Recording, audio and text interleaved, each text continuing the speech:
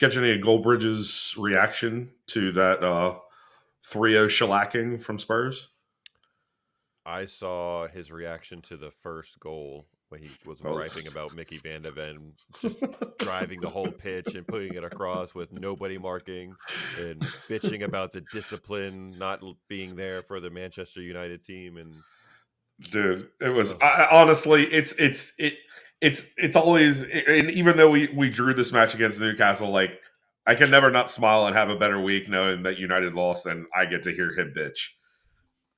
absolutely, absolutely, especially the day after our draw, wrapping up the weekend with a smile because of that.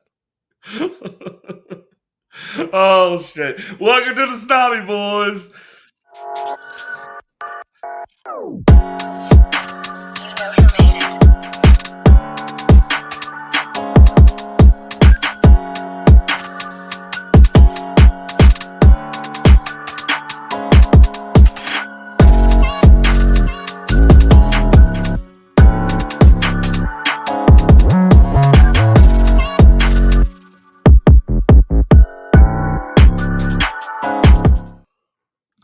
All right, everybody, welcome to the Snobby Boy Podcast. I'm your host, Colby. That's not Joe. That's my curtain. That's Joe. Oh, man. Crazy long weekend for us. We're going to be talking about that a little bit later. Before we do, make sure you hit the like, make sure you hit the subscribe, make sure you hit the notification bell, make sure you get all of our content that comes up on YouTube and on Rumble, and make sure to make your way over to our social media pages at Snobby Pod. You can find us on X, Facebook, and Instagram. Joe, what are we talking about tonight, bro? Tonight we will be recapping and reviewing the Newcastle draw that happened yesterday. We will be jumping into some city news a little bit more than from our Wednesday night show. A little bit more, a few more things popped up between Wednesday and this evening that we'll be jumping into. And then we'll round it out with a little bit of bro talk from our weekend where we got to watch each other's children's play yesterday. And then final piece of tonight's episode will be another edition of Who's That Baller? That baller. It's going to be a fun one, too, because there's some wild cards in there tonight. That's what you texted me, so I am very intrigued because you tripped me up a few times last Wednesday night. Hey, listen, so. I feel like I've been doing pretty good at tripping everybody up, so we're going to keep this rolling strong, real strong. All right, so let's get into this Newcastle review. 1-1 not draw. Not the result we wanted, yeah. No. That being said, though, one of our toughest away matches is always going to Newcastle. We've been away to West Ham, away to Chelsea, and away to Newcastle already, and we came away with 7 points. That's a pretty good haul for that away schedule already at this point in time. I think going into this match, we knew it was going to be tricky, right? We knew Newcastle away is difficult. They were missing Alexander Isak, so maybe feeling slightly more confident because they're going to have to readjust and shuffle their formation a bit without their top striker and put somebody in there because they didn't really have a dedicated backup, much like we don't have one for Holland. They kind of had to make do with Anthony Gordon up top. So maybe feeling a little bit more confident knowing that he wasn't going to be out there. And then the lineup dropped and we kind of got an idea of what Pep was going to try and tinker with a little bit. So I was feeling a little bit more confident probably because Isak was going to be out, but a little wary just because Newcastle away is always difficult. How are you feeling lead up to the match the night before and early Saturday morning? I mean, just as you said, going into St. James Park is not a walk in the park. I hoped that it would have been a little bit more so for exactly why you said, Alexander Isak not being there, not having that attacking threat to defend against probably served well for us considering that we didn't have Rodri in the lineup. But I honestly, with the lineup that Pep produced for this one, even though being without Rodri, so many people have questioned what life will be like without Rodri, and I think we got a little bit of a taste of it just in this match, but we definitely got a taste of it before he even returned from international break. So my thinking on this is we've already established the fact that we can live life after him. Um, how soon the wheels are going to get turned and greased to make sure that it's more a little bit more fluid and everybody's on the same page. I think it's going to take a little bit, and we're going to have a couple more of these draws before mid season. But on the overall, I felt I was pretty even keeled walking into this one, understanding that we could walk away with a draw, and that's exactly what happened. So. Yeah, I think the lineup piece was real interesting for me because previously, before Rodri made his return to our lineup, we pretty much just rolled out a very similar formation. We had Kova kind of just as a like for like replacement, but yesterday's match, um, there was a lot of tinkering happening. They started off with Rico and Kova as the like a double pivot, but Mm-hmm. then early in the match, Akanji was almost the one next to Kova when we were in possession, and Rico was pushing much more forward, almost into a 10 role. I Mm-hmm. was not expecting that, especially with Rico. Well, we already had 4 defenders in the lineup. Yeah. We had Kyle, Akanji, Diaz, and Yashko. So that meant Rico was a dedicated out and out midfielder at that point. So I wasn't expecting to see Manu pushed up into the midfield, um, Mm-hmm. and supplementing what we already had out there. So it's real. You could clearly see Pep was using this as almost like an experiment to kind of see what options we might have to, because he said in the pre-match presser, we don't have a like for Rodri, but No. the collective can do the job, and that Mm-hmm. seems to be what he was looking at today or yesterday's match was. At time Kova was there pretty much the whole time. Rico was there at times, and then Manu was pushing in as well. So it was real interesting to see the the dynamic, I guess, of what that holding midfield area was going to look like now that he's trying to figure out who's going to play there.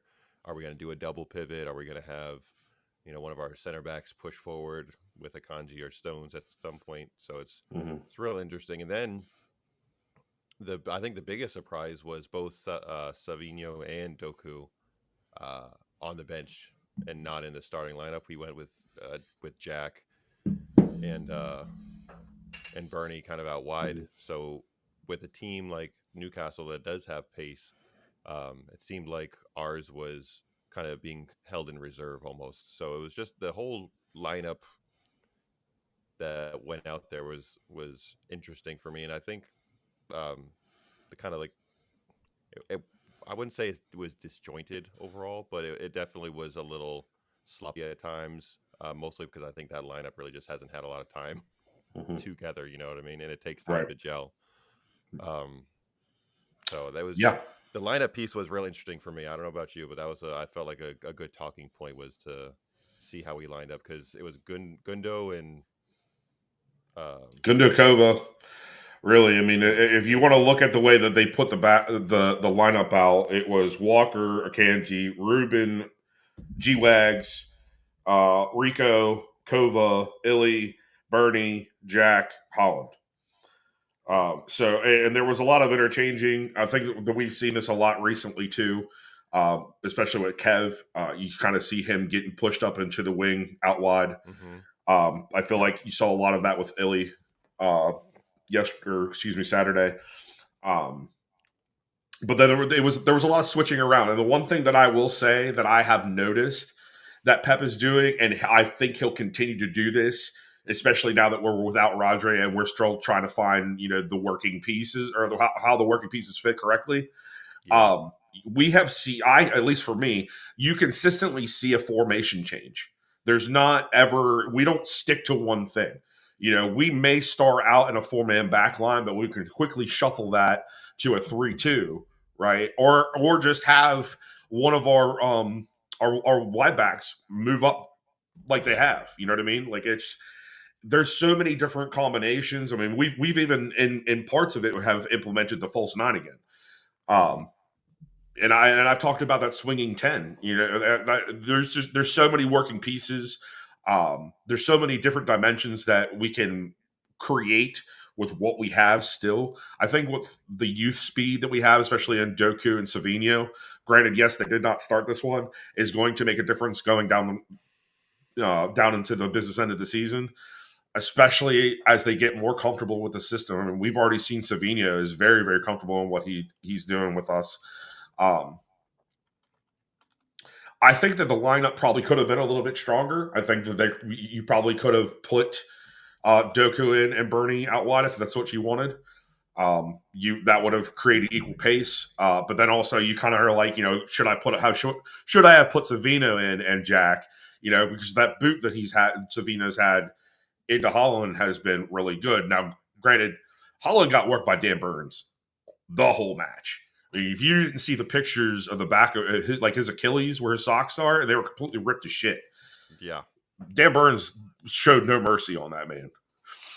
Yeah, that particular incident happened, I think, when Burns was one of the few times he got just straight out muscled by Holland and knocked him over, and then you saw his feet just kind of like fly out and caught the back of him. So it was like Holland ditched him on that one, but Burns definitely got his licks into and did well. That was a hell of a fight pretty much the whole game. And it always is between them two. Ever since Holland's come in the league, man, anytime that we play Newcastle, it's that matchup. If it's not him, I think another one was, is it Shar? Yeah. Yeah, he a complete menace to him every single time. I don't like him. I don't like him as much as I don't like Lucas Digne.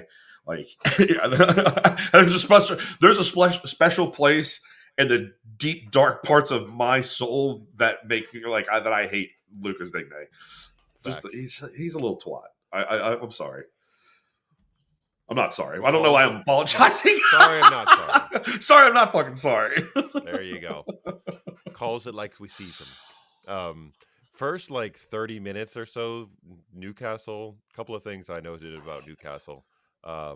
When they didn't have the ball, it was get compact and dropping Joe Linton into almost like an outside back position to create a back five. Yeah. And they were very, very compact and tight. And at every opportunity that Rico picked the ball up in any kind of tight spaces, knowing that Pep likes him in those small spaces in between the lines, he had people around him constantly. And they realized, I think, that Rico lately has been what's making our linking up play between the back and the front. So seemed like for me watching it, they were like, we're going to take away him. We're going to be extra physical with him. We're going to throw Tonali and Guimaraes and Joe Linton. We're going to put bodies on him. We're going to try to get him off his rhythm and off his game. So it seemed to me like that was part of what they were trying to do when they didn't have the ball. And then when they did get it, it was very obvious what they were trying to do. They were hitting long balls in behind Joshko and the left side of the defense. Jack had a great game, I thought, offensively. He, at times in the first half especially, kind of... a little shaky. And just kind of maybe not making the greatest effort to get back to help Joshko because he was getting overloaded quite a bit. And Kieran Trippier was a nuisance the whole game down that right side and getting dangerous places. So that's his MO. Yes, that's what he does. Absolutely. Absolutely. So we should have been ready for that. But so we needed a little bit more help, I think, to provide him because he had multiple runners and he can only cover so many people. As much of a Rolls Royce as he is, he can't cover that many folks. But I just want to put this out there if nobody's seen. He has the most contributions for his position across the entire league. Somebody just shot something outside my fucking house. Did you hear that? I heard it. I was gonna ask you because definitely heard that. I feel like I gotta go get my piece now. Keep it close by or some shit. Yeah, I might do that during break. Yeah, that might not be a bad idea, just in case. That was man. Yeah. you bring that up because he got back into his goal scoring ways right around the 34th ish minute, I think it was. Mhm. Jack won his 1v1 against Trippier. He kind of dove in, and Jack knocked it by him and drove hard into the box and was able to get it over to Yashko, who was underlapping him a little bit, and Mhm. was able to slot it into the back right post. I think that was a right footer again for him, wasn't it? Yeah, off that corner, yes. So Yashko And again coming in that's his clutch. favorite fucking spot too, right? Right there, Yeah, maybe like 2 or 3 yards off the top of the box. Just what? absolutely. So hopefully this creates another run in of goals for him, because when he got Be his good first tonight. one, there was quite a few more that came in a short period of time at the end of last year. So hopefully that spurs him forward to continue doing so, because right now it's a little, if you're looking at the n- goal contributor, who scored goals for us so far, it's Holland with like 10, Right. and then it's 3 or 4 dudes with like one. So we're a little, which is to be expected because that's what we brought him in That's what we here paid him for. for. That's what we paid him Absolutely. for. Yeah, but So, this kind of goes back into what we were talking about. I don't know if it was last episode, or the episode before. Um, we have so many people up front, and they want to contribute too. They want to get on the sheet, and hmm I like right now the way that we're playing. I don't really feel like there's a lot of room for anybody else to get it unless we start working Jack more centrally and kind of using him as a false nine maybe in the place of Holland not being available or just needing to sit whatever. Um, hmm as it stands right now, we don't have anybody to take up that spot on the mantle right now. Like he's all we've got as far as a striker goes. What's it going to take for us to have to be put into that position to figure it out? Because I don't want to get to that point where we're figuring it out on the fly. You feel what I'm saying? absolutely. You know who it could be right now over the past couple of games, who it isn't, because he's missed some golden opportunities, and he went on a lovely goal scoring run a few years back when we really needed that because we were lacking in the goal scoring department, and that's Gundo. Let's talk Yeah. about him briefly here. He had a past games, several chances in the box that he normally would bury, just hasn't been able to connect. And then there was a lot of talk on X during the game on Gundo and his performance. I think we can all agree it wasn't his best. He's going to take a little bit of time, maybe a little more time than we all expected to get up to speed, Yeah. since he didn't really have much of a preseason because he was at the Euros, and then when he was with Barca in the preseason, he really didn't play much, hardly at all. He He was didn't just even really play yeah, when he was with them in the regular yeah, season. that Like part. So he hasn't his again. I use this analogy all the time, but like his wheels are not greased yet. They're not ready to yes, go. And you got to remember he's now a year and a half older than he was when he left us. So whatever wear has been done in that time, I mean that's not a lot, but age does play in. Like you just get older, you get a little bit slower. Hell, I'm a little bit slower now. Like yeah. Well, that comes with age, man. Is what it happens to comes us with all. age, man. Age, time is undefeated, man, for It everybody. is So shit. That's a good one. the the big one, I think, and I felt like it was probably because he was pressing a little bit because he knows he's had some opportunities in the past that he's missed, but Hmm.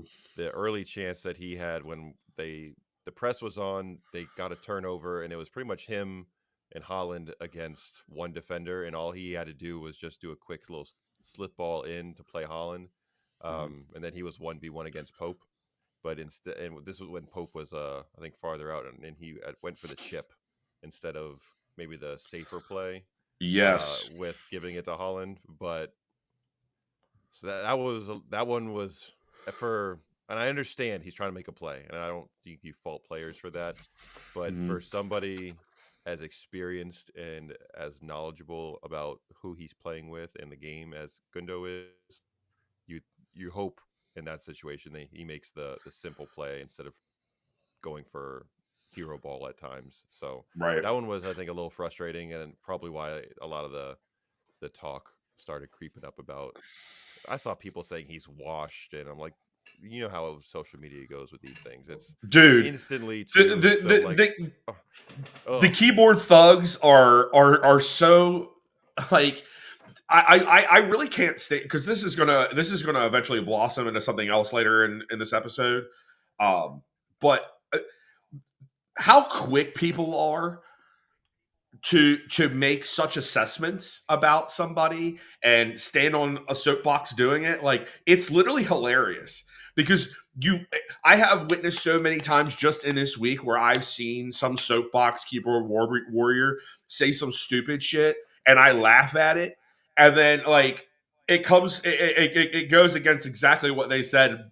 Like, dude, you're not a know-it-all. We don't know everything about these players. We don't know what's going to happen tomorrow. You know what I mean? It's just the presumptuous, entitled bullshit that comes from over there a lot of the time, and it is over there. I will make it a point to say that it is the people over there that are on the internet that are saying the dumb shit, and it's kind of for me a little disrespectful, especially when you're talking down to me, and then I end up being right. Like, who's the idiot now, right? That's the best, isn't it? When like people trying to say dumb shit like that, and then quickly get shown evidence to the contrary. Then you're like, well, now I didn't have to say much of anything, and you Right. have made yourself look like the clown just by saying dumb shit and letting things play out. You don't even have to like go in sometimes and talk shit back. Just let things take its course, and the dumbasses will get called out on their own for saying dumb shit just by Do you want to letting. know what the internet has taken away from the world? What is that? Ass kickings. This is a huge fact. I People are think that way too ass kickings comfortable. need to come back. Yeah, some people are way too comfortable doing this with their fat fucking fingers. Like like people don't realize that screen is all that separates you. If we were in public and you said that shit to me, or you said something slight to me, especially if it's derogatory towards me in particular, I'm punching you in the fucking face. And I'm not going to feel bad about it. I'm sorry. You deserved it. There's a point in life where people deserve an ass beating, and I feel like a lot of people haven't gotten their ass beating yet to have them be humble enough to just shut the fuck up when they don't have anything to say other than bullshit.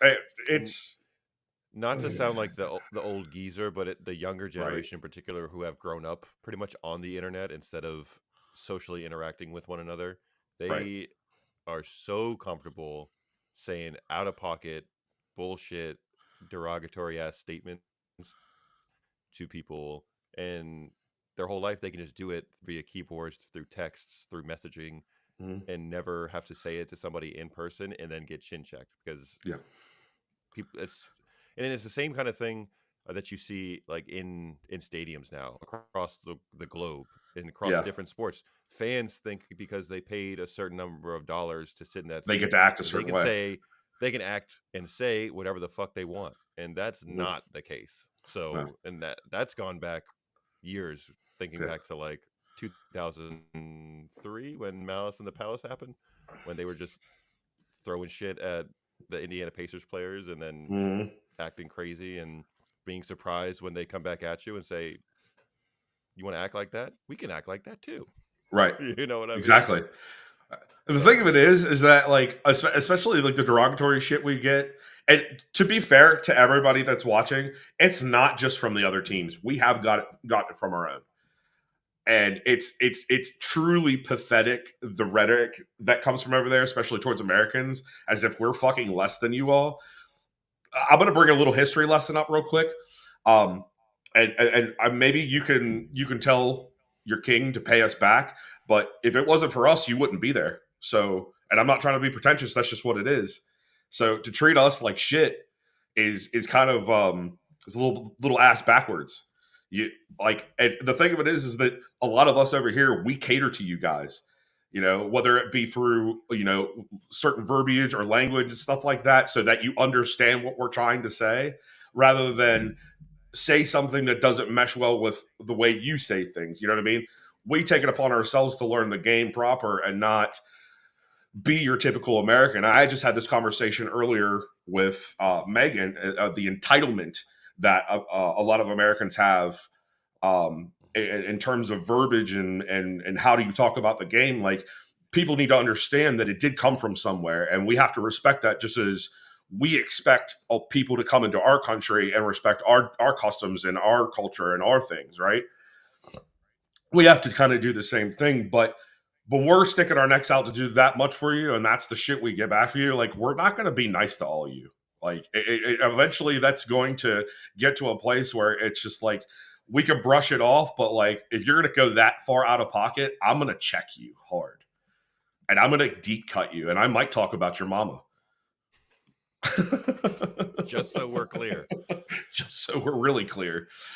Hey man, we're about Chad. The energy you give us is the same energy we're going to give back to you. If you're respectful and polite and just want to talk about the game, that's what we'll do with you. If you want to throw barbs and be a dickhead about it, we got the best sitting right here. That would throw it right back at you. So just reciprocity and accountability are two things that you need to come with, and understand that you're going to get what you give. I think that was supposed to go for a lot later, but here we are now. We're going to get back into the match. we go with the flow. Okay, we're not so rigid where we're like sticking to certain things. We're flowing, and whatever comes, man. Stick with us. Let's talk a little bit about Ederson. Did you see his little back heel, like outside of the box where he was? That was gutsy. If your butthole didn't tighten, you aren't really a fan. You don't know the game. The puckering was real. That is for sure. But that's what's wild about him, is that all of us are sitting here like, oh, don't do that, and he's just like, bro, I got this. This is not a problem. I know what we're doing, and that's how you know he's confident and feeling himself, is when he's doing shit like that. So that's always a good sign. While we're on Eddie, let's discuss the PK that brought Newcastle level. After the match, there were some additional angles, I guess, or footage that came out where it allegedly his glove hand caught Anthony Gordon's toes, which is enough to be a PK, depending on who you are, and which club you are supporting, because that's really what it comes down to. The red side was pushing that narrative and that agenda that he caught his boot and then he knocked him down. I saw enough angles of that, and I'm sorry, Anthony Gordon left his feet in. He was looking for contact and bought it, and one, the referee on the pitch bought it, and then two, the lightning ass quick VAR review, where there was no real time spent to really look at all the angles, and it was determined it was a PK right off the bat. I still can't see it. If it happens to you, all the other 19 teams are bitching that should not be a PK. So, listen, the ref this past weekend on our kids' games, who was picking his ass the whole time, could have made better calls than that. Oh my God. That's saying something right there. Right? If y'all knew. If y'all only knew. But yeah, dude, I you know, the fact that Alan Shearer came out and said, that wasn't the call it should have been. And a lot of people got mad, especially tuners. They fucking got mad about that shit. Well, you know what? If a legend is saying, I don't see anything in it, like, especially when it's for that Newcastle team. Yeah, like, that's saying a lot, you know? And I think that because of last game, there were some controversial calls from, you know, the other fan base and other fan bases, really. And then going into this one, it was almost like,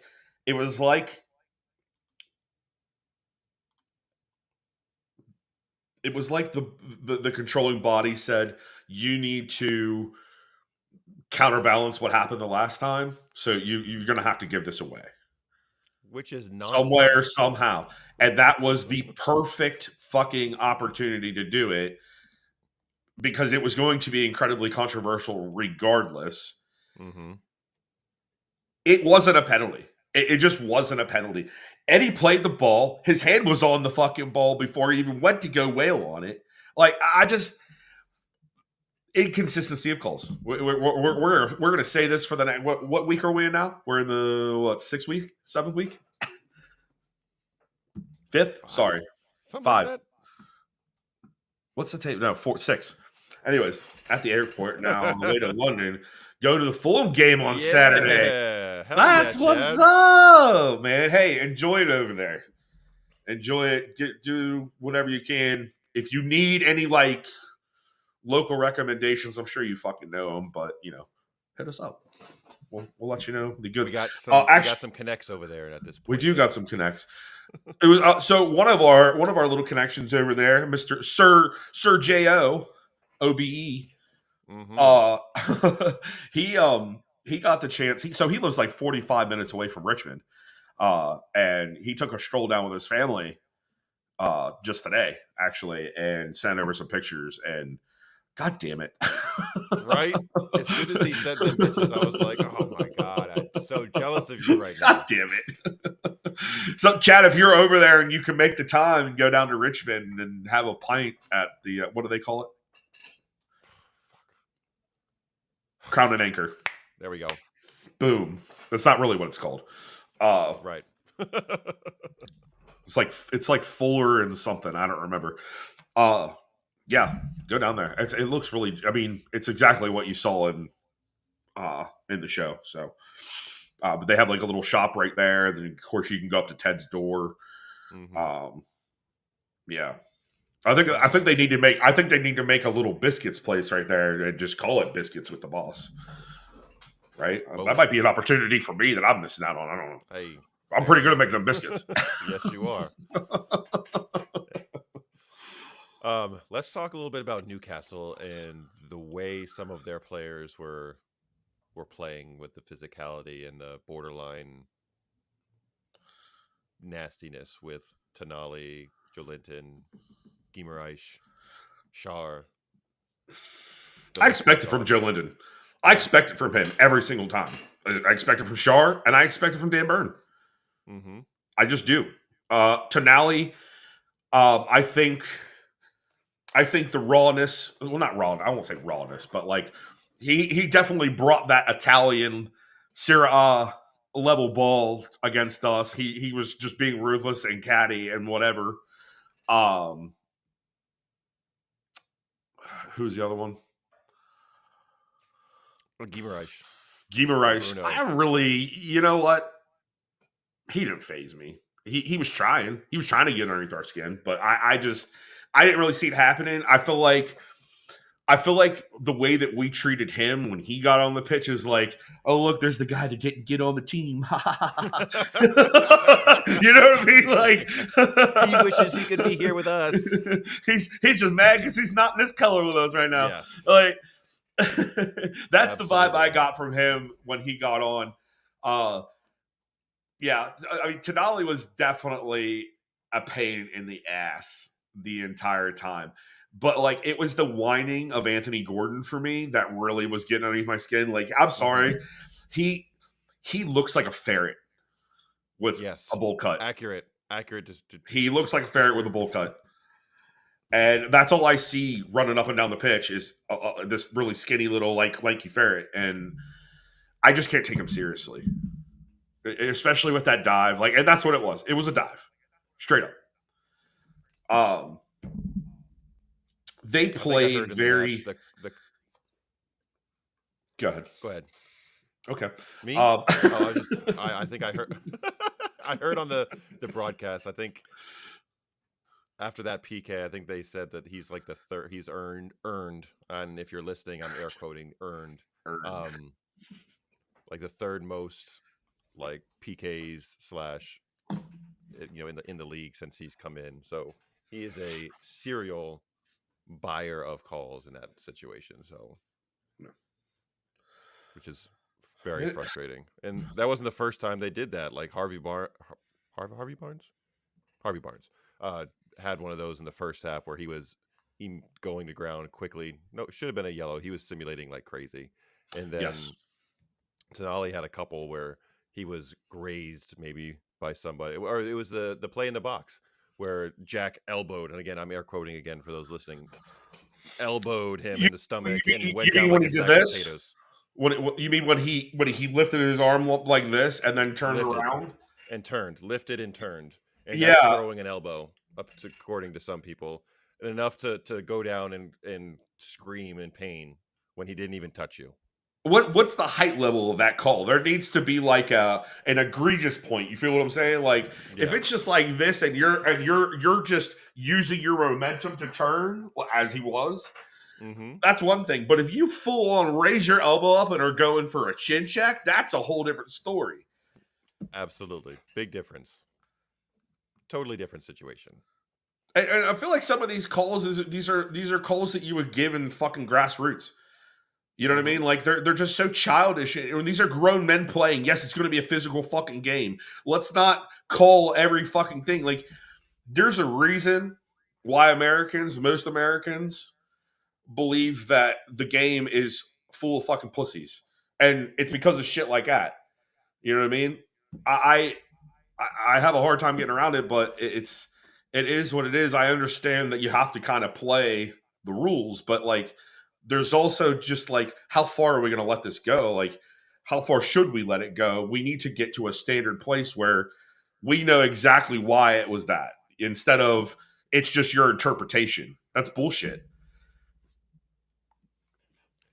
Yeah, the interpretation piece of in the carte blanche that refs are given for their interpretation being law on the pitch is very, very frustrating.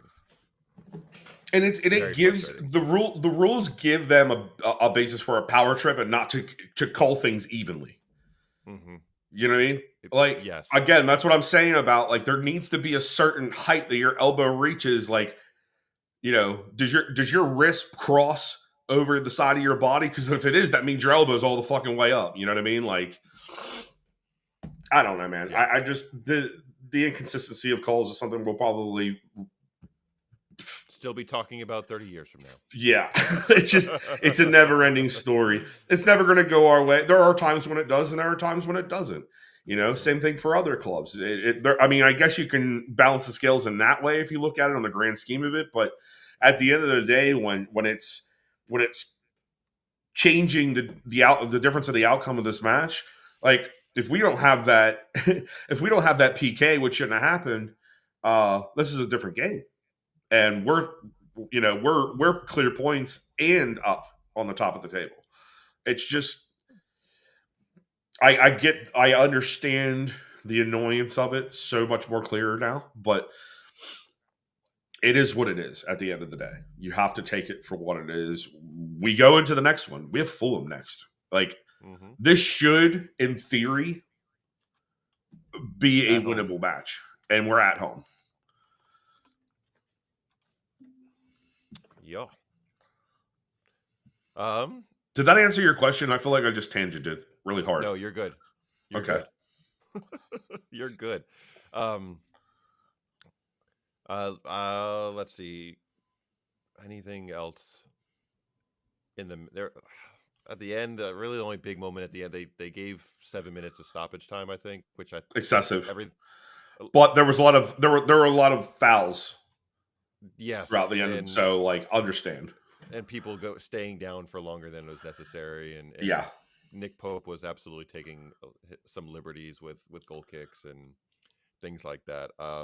Fuck. Listen, goal kicks that should be a topic unto itself this fucking weekend. Considering that ref. Lord. Holy shit, bro. Oh, we'll talk about that when we get to the kiddos. Like that was that. Oh my god. Yeah. So, who give me a player or two that stood out for City for you?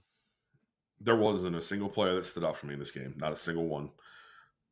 I think that's fair. which sucks. Which sucks because you like to see a highlight player, but I feel like everybody came to do their job. The efforts weren't crisp; they weren't uh, to satisfaction. I think that because I think it was it was more of a moral loss, and considering the fact that we've lost Rodri for the season, I think that weighed heavy on a lot of our players' minds, and that may have been a key factor in the entire um, the energy of the game, if you will. Mm-hmm. Um, if I'm going to have to give it to one person, it might be Gavardiol or Jack. And this is me banking on episodes past of saying how Jack has come into this and he into the season. He's so much more of a veteran presence. He looks so much more comfortable, so much more secure in himself on the pitch, and that's what we bought. We bought that confidence. We bought that little pizzazz that he has, and he's slowly getting that pizzazz back.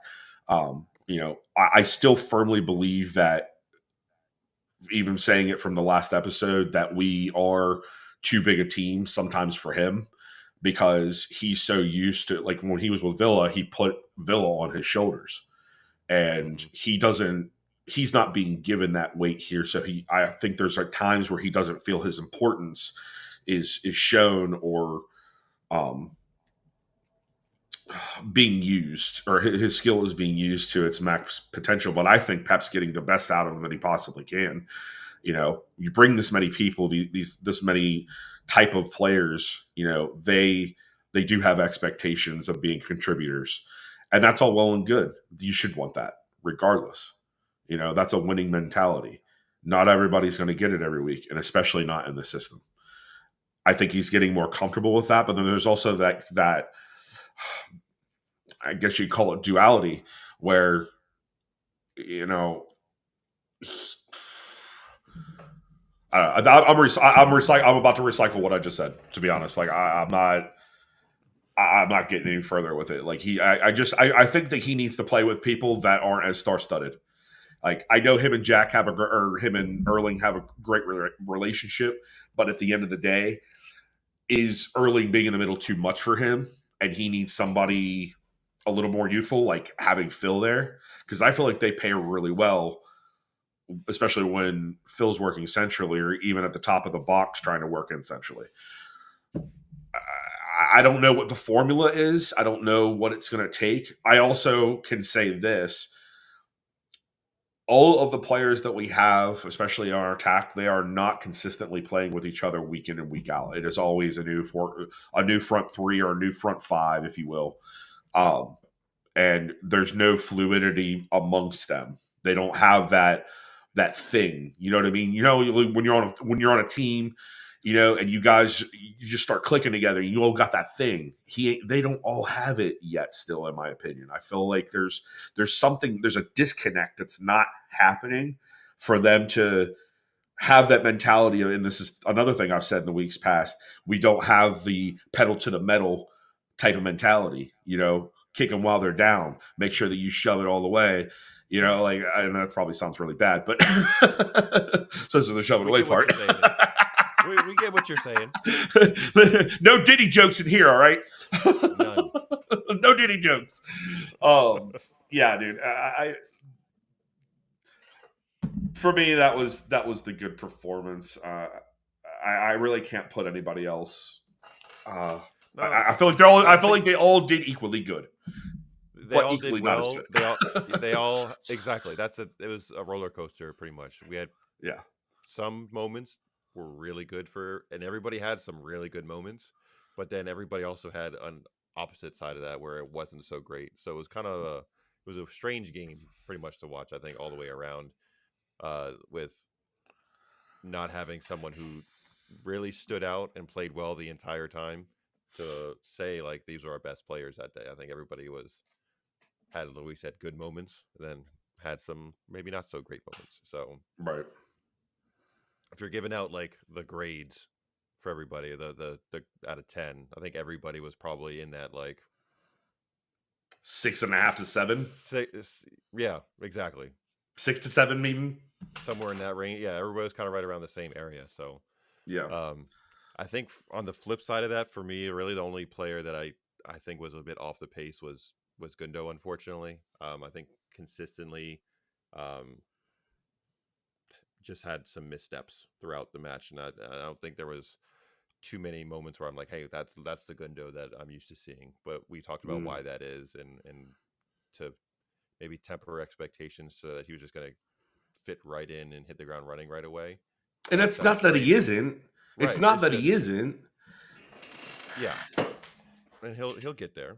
It just takes a little bit of time, and it's not like he Bro. doesn't know how to play. It's just like small, not small things, but it's like the little details, like the the heading of the ball. When he had a couple of headers that he missed, or you know, then trying to chip the keeper instead. Like it's things that are super correctable. It's not like he's doesn't understand how we're playing. It's not like he's because athleticism was never what made him special for us. It was No. about his technical ability, his IQ, his work rate, and all those things are still there. It's just correcting some of the smaller things. So it's not doom and gloom at this point, in my opinion. So I think he was really the only one that I could say didn't play great. Everybody else had good moments and a few bad moments to make put them right in that like C range, Yeah. C to B range, somewhere depending on your grade scale. But I think we covered most of the big moments. Now that the result has happened, we've had a day to kind of think about it. How do you feel about the match? Pretty much a day later now. I've become so numb. No, I'm just kidding. uh, I mean, it's just that I kind of feel numb to it right now. I don't really feel one way or the other. I don't feel that dropping the 2 points is going to hurt us later in the season at this point. There's still plenty of football to play. Um, that's Liverpool can get out of hand. I mean, I was just about to pull up the table. Liverpool can get out of hand. I mean, Chelsea's been on a crazy run. So I mean, it's cool to see because they dipped down so low and now they're back up in their respective place. But I don't really think Aston Villa has that yet to push them into the top four. And then, of course, the rest of the table going down, it's going to be there's going to still a lot of moving that's going to happen. But on the whole, I can't put too much on this match. I have to go on to the next one mentality and say we can get this one next time. You know, Yeah, absolutely. And it's when you look at the fixture list and you see you're like, okay, we got a point away to Newcastle. That's not a bad result for us in the grand scheme of things. It's when we right? drop points to lower end table clubs, or dare I say lose to lower end table clubs. That's the ones that really hurt down the road. Ones where we Mm-hmm. expect to get the 3 points. Those are the ones that really have a greater impact in the grand scheme of things. Drawing away to Newcastle is not one where you're think it's going to really come back and bite us in the ass later on down the road. So I'm in the same boat as you. We're on to the next one. We got Fulham this weekend on Saturday. Mm-hmm. Let's turn our attention there. We learned some lessons. Pep is going to take some time to review the game film and how people performed in without Rodri, and figuring out the right combination of players in that holding midfielder role. So at the very least, we have now a game of to review and look at and say now we have a little bit more of an understanding of how we can play going forward, and Pep will figure it out. So Faux show, faux show. Let's go ahead and go to our intermission when we get back. I'm going to play a little advert from our new T-shirt drop, and then we will get into the rest of the fun stuff. So, indeed, We'll see you in 30 seconds. I gotta go pee pee.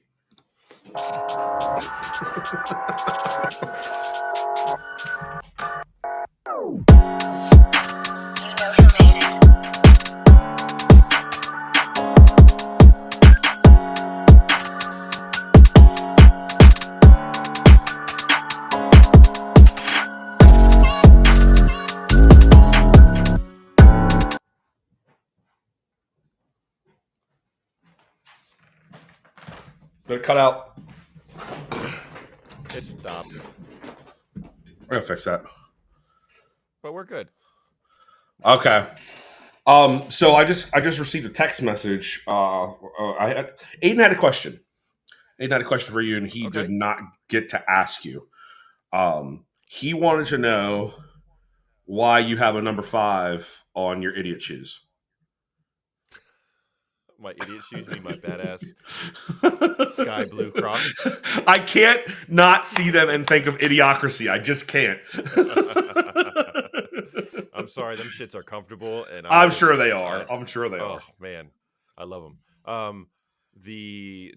Some of Jordan's teammates found that number 5 on the training pitch, and the girl that found it had previously made me my nickname on for the girls on Jordan's team. They gave all like the dads on the team nicknames, and she had made me a personalized nicknamed Gibbet, and it fell out at some point, so I had lost that one. And when she found that and gave it to me, I was like, I gotta stick that on there because out of remembrance for my previous Gibbet.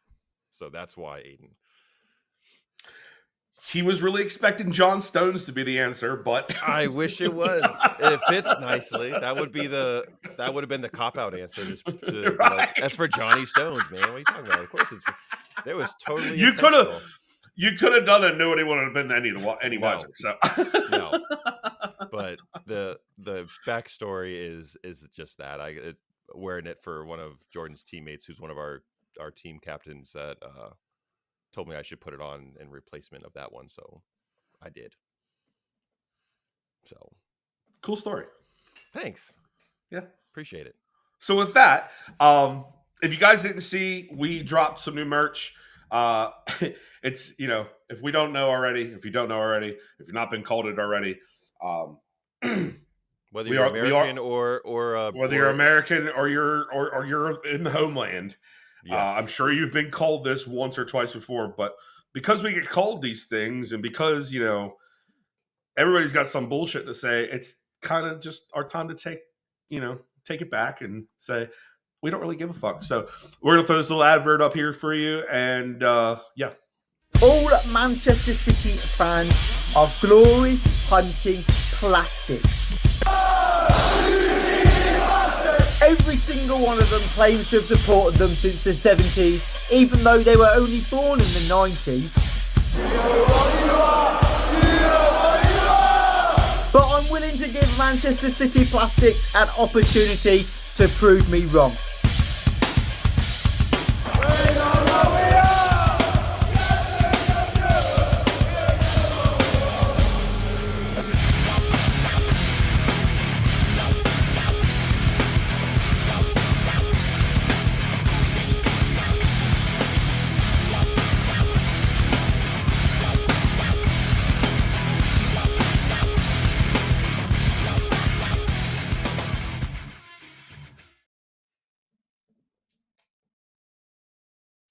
Hold on, I can't hear you. It's because I turned my mic off so you couldn't hear me clicking and shit. Make sure you guys go check out the store right here below. If you hit your QR code, you can go right there to the store. It'll show you everything that we've got in there. We are going to be removing some of the older items that are on there. So if you would like to pick them up, make sure you do rather soon, because they will be going away for a little while. If we do get a bunch of requests, maybe we bring it back and we do it at a discounted price. Who knows? What we got there? That's a really good valve route. Thanks, bruv. Appreciate it. Yeah, you definitely nailed that one. The music, the just everything just came out really well with that one. So I'm glad Chad agrees because that's a good one. Well, maybe Chad should go pick up his plastic fan or card thing. Once he gets maybe when he gets back from London. There you go. Where do we want to start with the city news? We got shit. There's a lot. Got 5 or so topics here. Why don't we let's start with a kind of not low hanging fruit, but kind of an easy one. With Rodri has had his surgery in Barcelona, confirmed successful surgery, and now it's just recovery. Now it's the waiting game. Now it's the waiting game, recovery time. See how that goes. If all goes well, he should be cleared to be back on the pitch at the beginning of next season. But obviously, with this kind of injury, when you're repairing and rebuilding the ACL, you are cleared to play, but it takes some time to get back to your best. So we'll see. Hopefully, he's one of those fast healers, where it's a quick one, and then I think he's got the right mentality. That dude does not go out and about in town and out and partying and all that kind of stuff. He's far and away a socialite. Like he's a hermit for the most part. It's funny you say that, you brought that up, because he actually was just getting made fun of at training because he doesn't have a social life. Mm-hmm. I think that I admire that about him. Absolutely. And it's not like he's an older player. He's in his mid to late 20s. Yeah. So that's prime time for if that's what you're into, going out to the bars and the clubs and the parties and all that kind of stuff. But he's not about that, which I think will serve him well, because he's going to be in the gym, grinding, working, doing all of his rehab, and focusing on getting back to the player that he should be. Why are you giggling? Because the scene in Ted Lasso where Roy Kent comes up in the club and he confronts Jamie Tart, and Keely's sitting there, and he picks up a bottle of vodka and takes a swig of it. He goes, "Vanilla vodka, such a child." And I don't know why. In my mind, I saw Rodri being Roy Kent, and then I saw Jack being Jamie, and him just walking up to him while he's in the club, all like Gucci'd out. Yep. Such a child. I'm glad I asked why you were chuckling, because that was a good little tangent right there. I like it. Man. Love it. Let's jump over to the stadium with the North Stand. We'll talk on some good news. We'll talk on some good news. So 3,000 I think was the number of additional spectators and seats that they're adding with the standing room and railings and everything. Yes. So as it says here on the website, I'm going to try to paraphrase this as much as possible. And I know that from certain groups within the club, like We Are 1880 or 1894, they've actually had a lot of say in what this expansion will end up being and looking like and feeling like, not only for locals, but even for tourists or people coming over to watch the game from abroad. So the expanded North Stand will also feature family areas, ring-fence tickets for younger generations of City fans, and new and redeveloped concourse areas. Today's announcement, or this was whenever it was put out, announcement follows lengthy consultation with a range of fans throughout the 2023-24 season to understand how we can create the best in-class experience that contribute to creating a fantastic atmosphere on match day. And then it elaborates on the 3,000 rail seats, which is a huge thing over there. We don't even have that in the fucking States. Let's just talk about that real quick. We don't get rails. You know, if you're up on the top and you got a shitty seat, guess what? You might be a little drunk and you might fall over on the people in front of you. It's just that happens sometimes. But I love that they've added that in there. In doing so, let me just read that paragraph. During the discussions, it was clear that fans share our view on the importance of adding rail seating to the expanded North Stand. As such, the club will introduce a minimum of 3,000 rail seats as part of the expansion, with the option of increasing this allocation ahead of opening should there be further demand. That's fucking awesome. In doing so, the noise created by the expanded North Stand will complement the rest of the Etihad, with rail seating sections at opposite ends of the pitch, creating an electric atmosphere. I love whoever wrote this. It's getting, I'm getting a little bit of a hard on. I'm getting a little bit of a hard on. Wordsmith, for right? Sure. In addition to the atmosphere, the expanded North Stand will create a legacy by establishing new pathways for the next generation of Manchester City fans to enjoy matches at the Etihad. To achieve this, we will ring fence a significant number of tickets specifically for fans aged 21 and under. Finally, to establish a variety of different match day experiences for fans, we will also be introducing new premium seating areas in the expanded North Stand. This includes a 500-seat food hall with a premium bar located where the previous hospitality boxes were. Will have space for around 300 fans. At the rear of the stand, we will have a new sky bar with seating overlooking the pitch. That's fucking cool because I don't think there's any stadium in the Premier League that has that. And especially for people who, like, because we all know y'all can't take your drinks out to the seats like we can here in America, and you have to drink them in the concourse. So to even have that little bit of space available is going to create a whole new experience for fans that haven't been able to do that for X amount of time. Mm-hmm. Further information about these areas will be released during the 24-25 season. So, like, there's a lot more that's still to come. It's to round it out on the bottom. It says the expansion of the North Stand is part of the club's wider development of an entertainment destination at the Etihad campus. Once complete, the destination will include a stadium roof walk experience and a new City Square fan zone with capacity for 3,000 people. It will also boast a wide variety of food and drink outlets, a new club shop, museum experience, commercial office space, and one of the biggest hotels in Manchester, which we already knew about the hotel. So, right. That's wow. Yeah, that's. Well, and again, not to pull the American thing, but this isn't something that we often have in our stadiums where they expand and make it bigger. And if they do, it's because there's something bigger at play later. You know what I mean? Or they've just built the stadium that big for that reason. Like you look at the Mercedes-Benz Dome. You look at SoFi. What other ones? I think the last, and I don't even know if there was really an expansion, but a renovation to any of our stadiums here was the Hard Rock Stadium in Miami Gardens. Mm-hmm. Other than that, it's just been new builds. But we don't get expansions to our already pre-existing stadiums. You just get a new fucking stadium, and the city has to pay for it. Yeah. Well, you have to pay for it in your taxes, some way, shape, or form.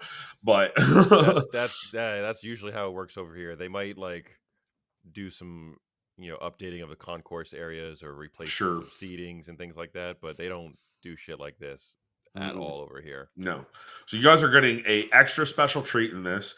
Not only is it helping you, but it's helping people like us. Granted, we know enough people in the South Stand that I ain't going to the North Stand. I'll go to the South Stand. That's where I fucking belong because I'm loud. I'm loud. I know the chants, and I'll get everybody fucking riled up. That you will. And that's first-hand experience, baby. He's seen it firsthand. So that's exciting stuff. That's some positive, and they included, which I like because there's been some, a little bit of disconnect, it seems like, with the locals and with the fan groups with some of the things that have been going on.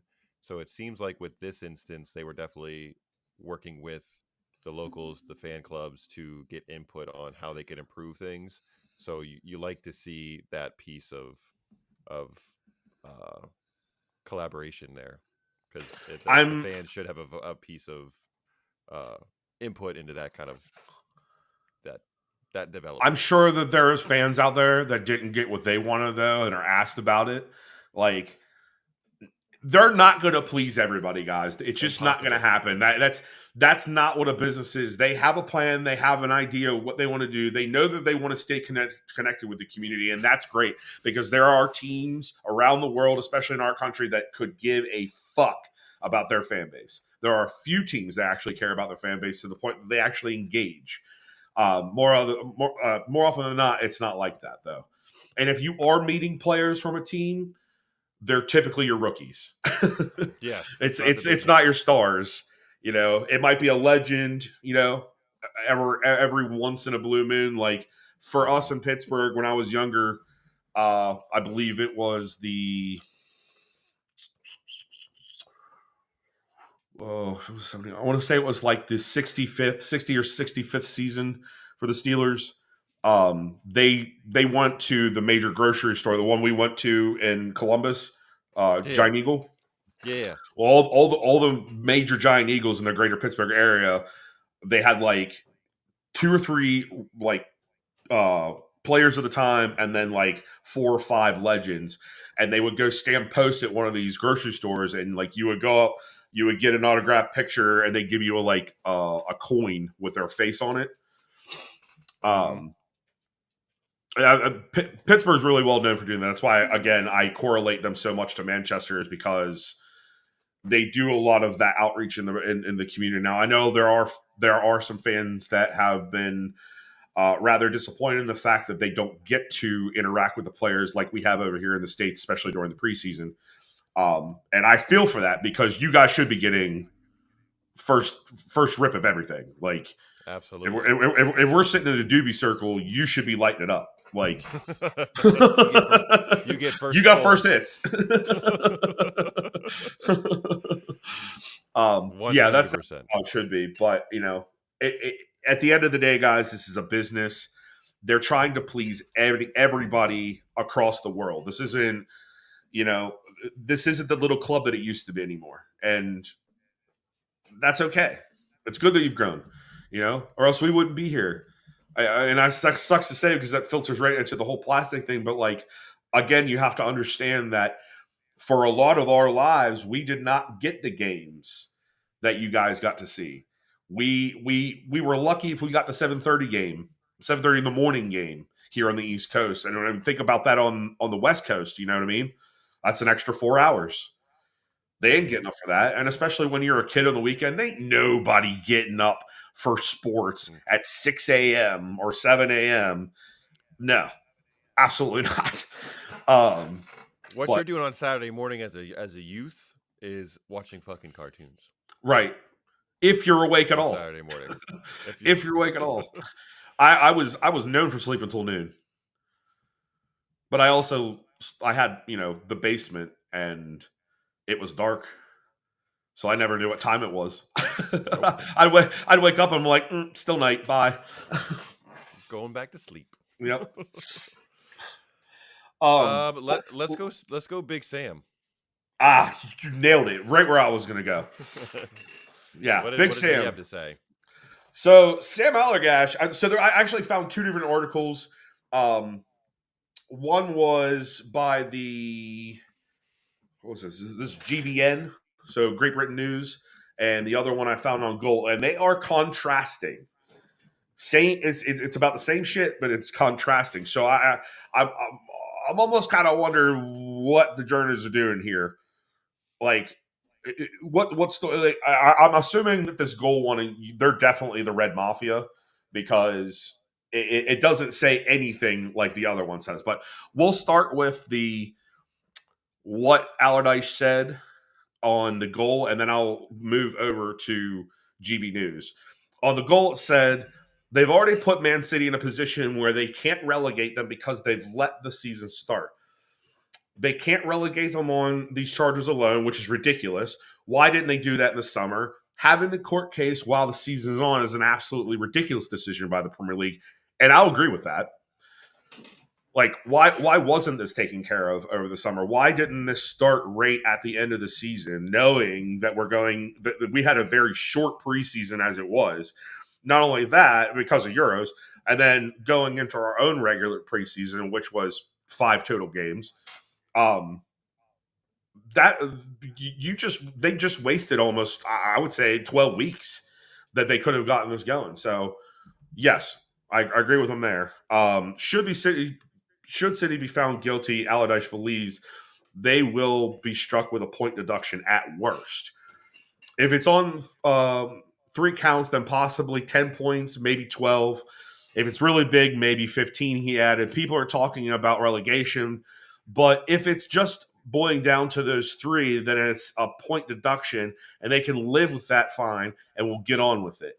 Everybody will say it won't be enough, and City should be relegated. We won't really understand it because they won't release exactly what's happened behind the scenes. If there's no appeal after that and Man City have to take it on the chin, they will get on with it. If there's another appeal avenue, then Man City will exploit it if they're unhappy with the outcome because that's their right. Absolutely correct. But the big thing that he said, and that was from Goal.com, this is coming over to GB News, and this is the big one that we wanted to hit on because it was said by him. Let me just make sure. So he came out and said right out that other clubs are just jealous. And we've been screaming that for a minute. Like, there's nothing more to this other than jealousy. You're mad it's not your team winning. You're mad it's not your team signing these players. You're mad that your venue isn't this. You're mad that, you know what I mean? Like, there's a laundry list of shit that you're really mad at that you're not really explaining because you don't want to be sought out for the fact that you actually are just envious of City. And we understand that. We've all lived that one time or another before. I mean, shit, here in America. We all hated Tom Brady. All of us hated Tom Brady except for the New England quadrant of this fucking country. There's a reason why we hated him because he was so goddamn good. He won 6 fucking Super Bowls in 20-year career.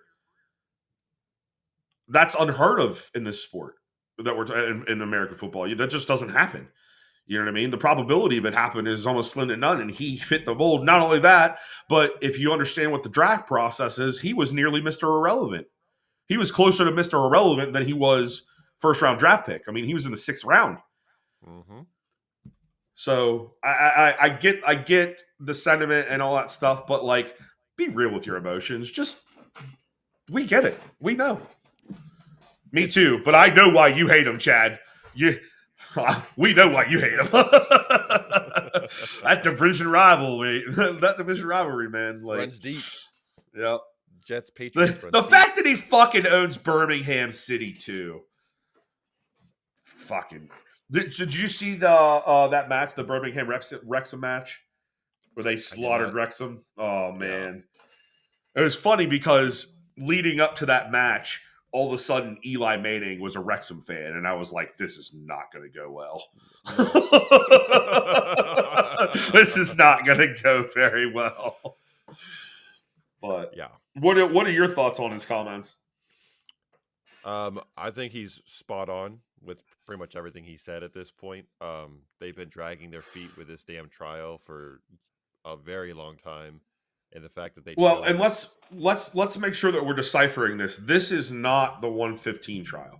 This can help with the 115 trial, but this is the trial with the Premier League based on the charges. And what we're specifically talking about when it comes to this is the APT,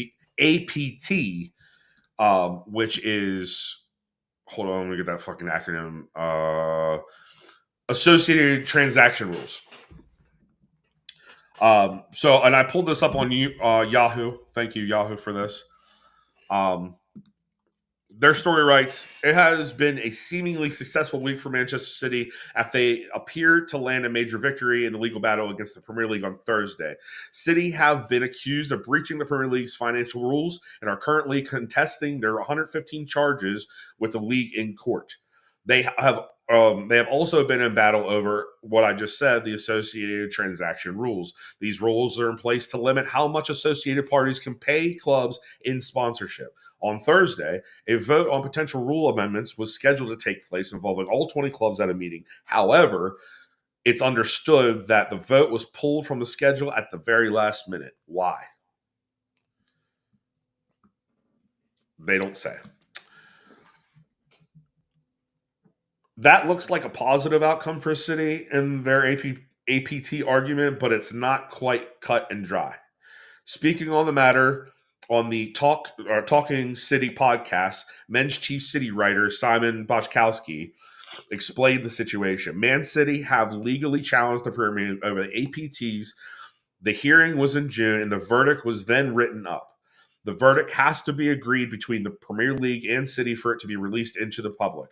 We expected something this week in terms of the decision being released, and it hasn't been. On Thursday, at a Premier League meeting, a vote on ATPs was pulled, and that has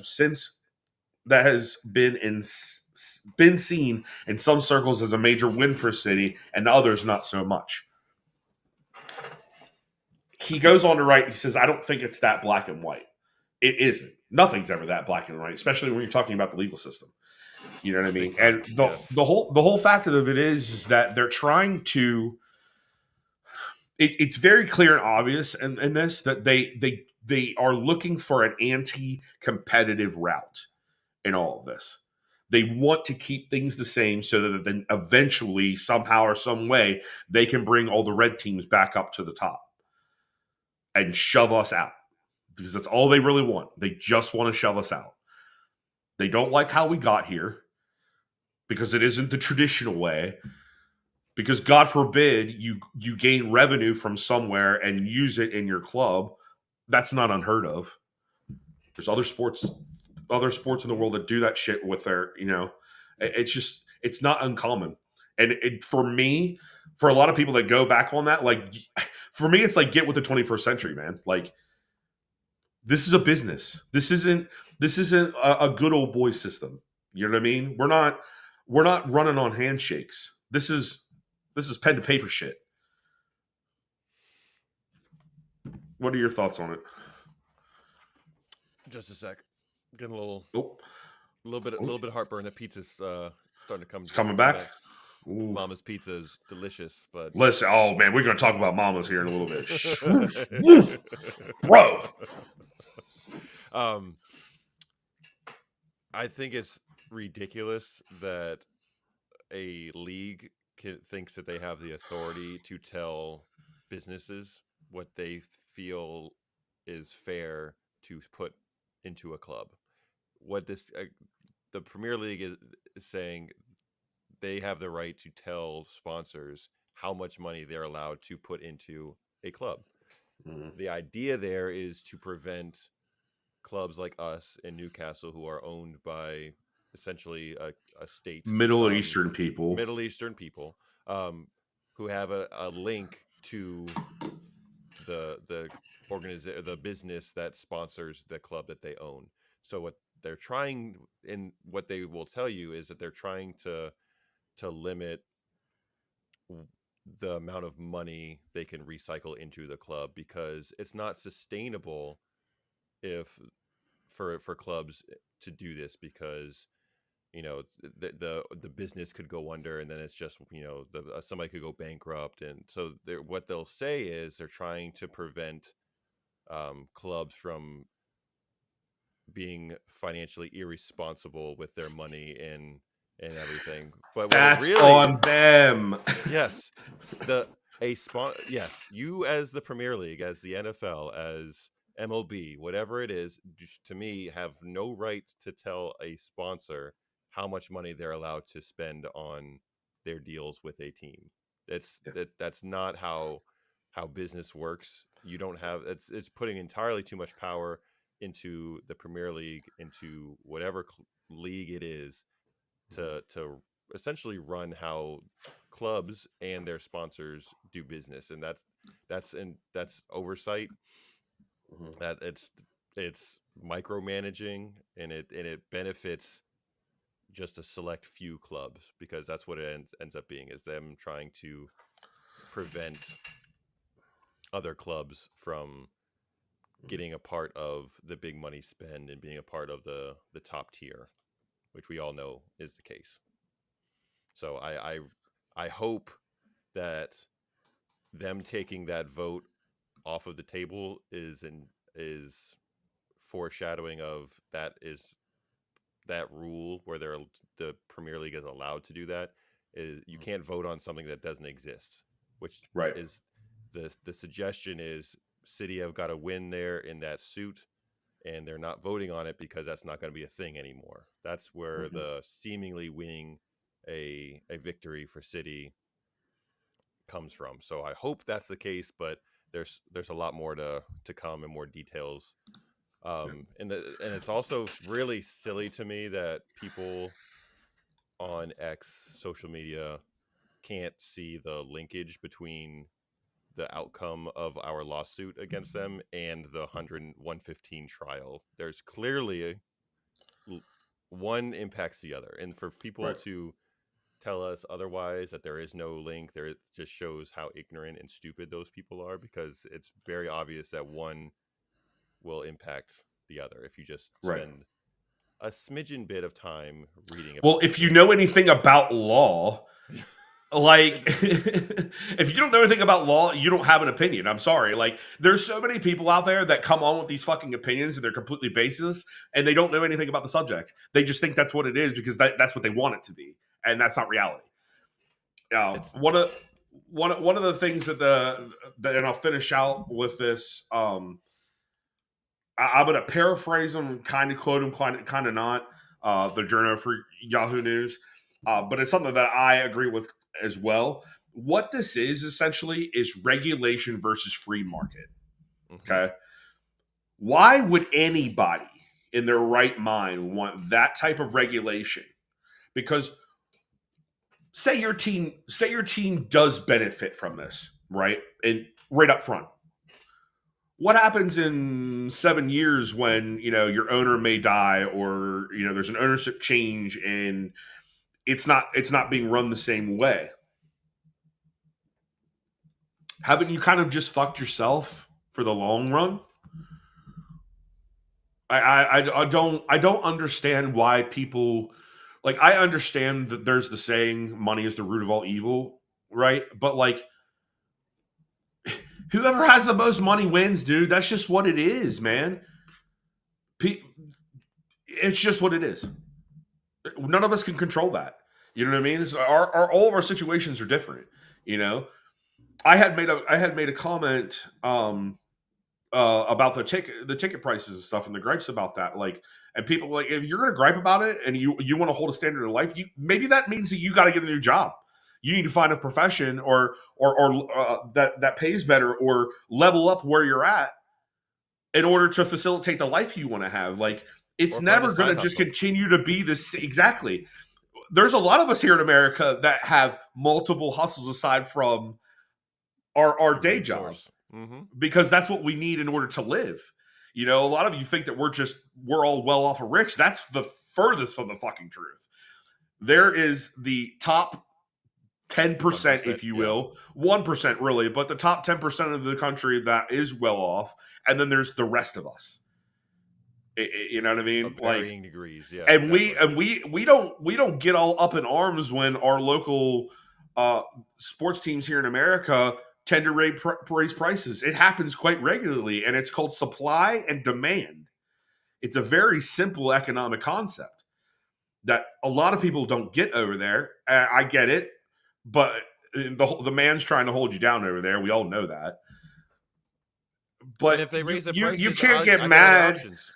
I'll just go to the bar. I'll invite friends over and watch at the house. Right. Like we have that option. For them, that's a little bit different because of the TV rights and having to pay for fucking licenses and shit like that. And they just went through that whole scam with the Sky Sports boxes and stuff like that. Depending on what time of the match is, you can't show it in Article 46 is an absolute that is.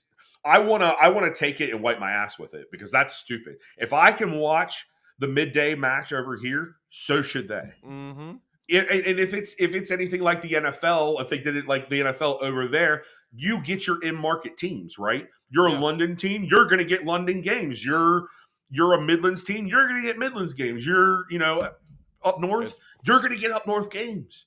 You're just in the Manchester area, you're going to get the Manchester games. It's a simple concept, and everybody can benefit from them. Yep. From it. I'm not It's saying crazy. that we are the blueprint, but I'm saying we're the blueprint. Like,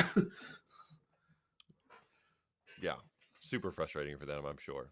yeah, I can't imagine having to do it like that. That's so. no. It does And, just and, make and no I sense. get that they want people to go out and support the local clubs, like especially the real small clubs. I get that, and I appreciate that beyond anything. But when we're talking about these big clubs and you are pricing people out, Gotta have another I option. understand how it offends, but all in the same, like it's not that you can't do anything to go with the flow. It's a matter of do you want to?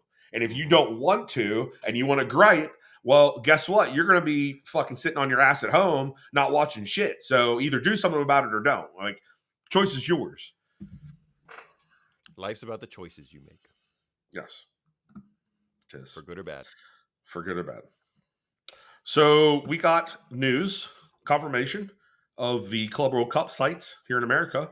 I Pretty got them excited here about if you want that. me to run them down real quick.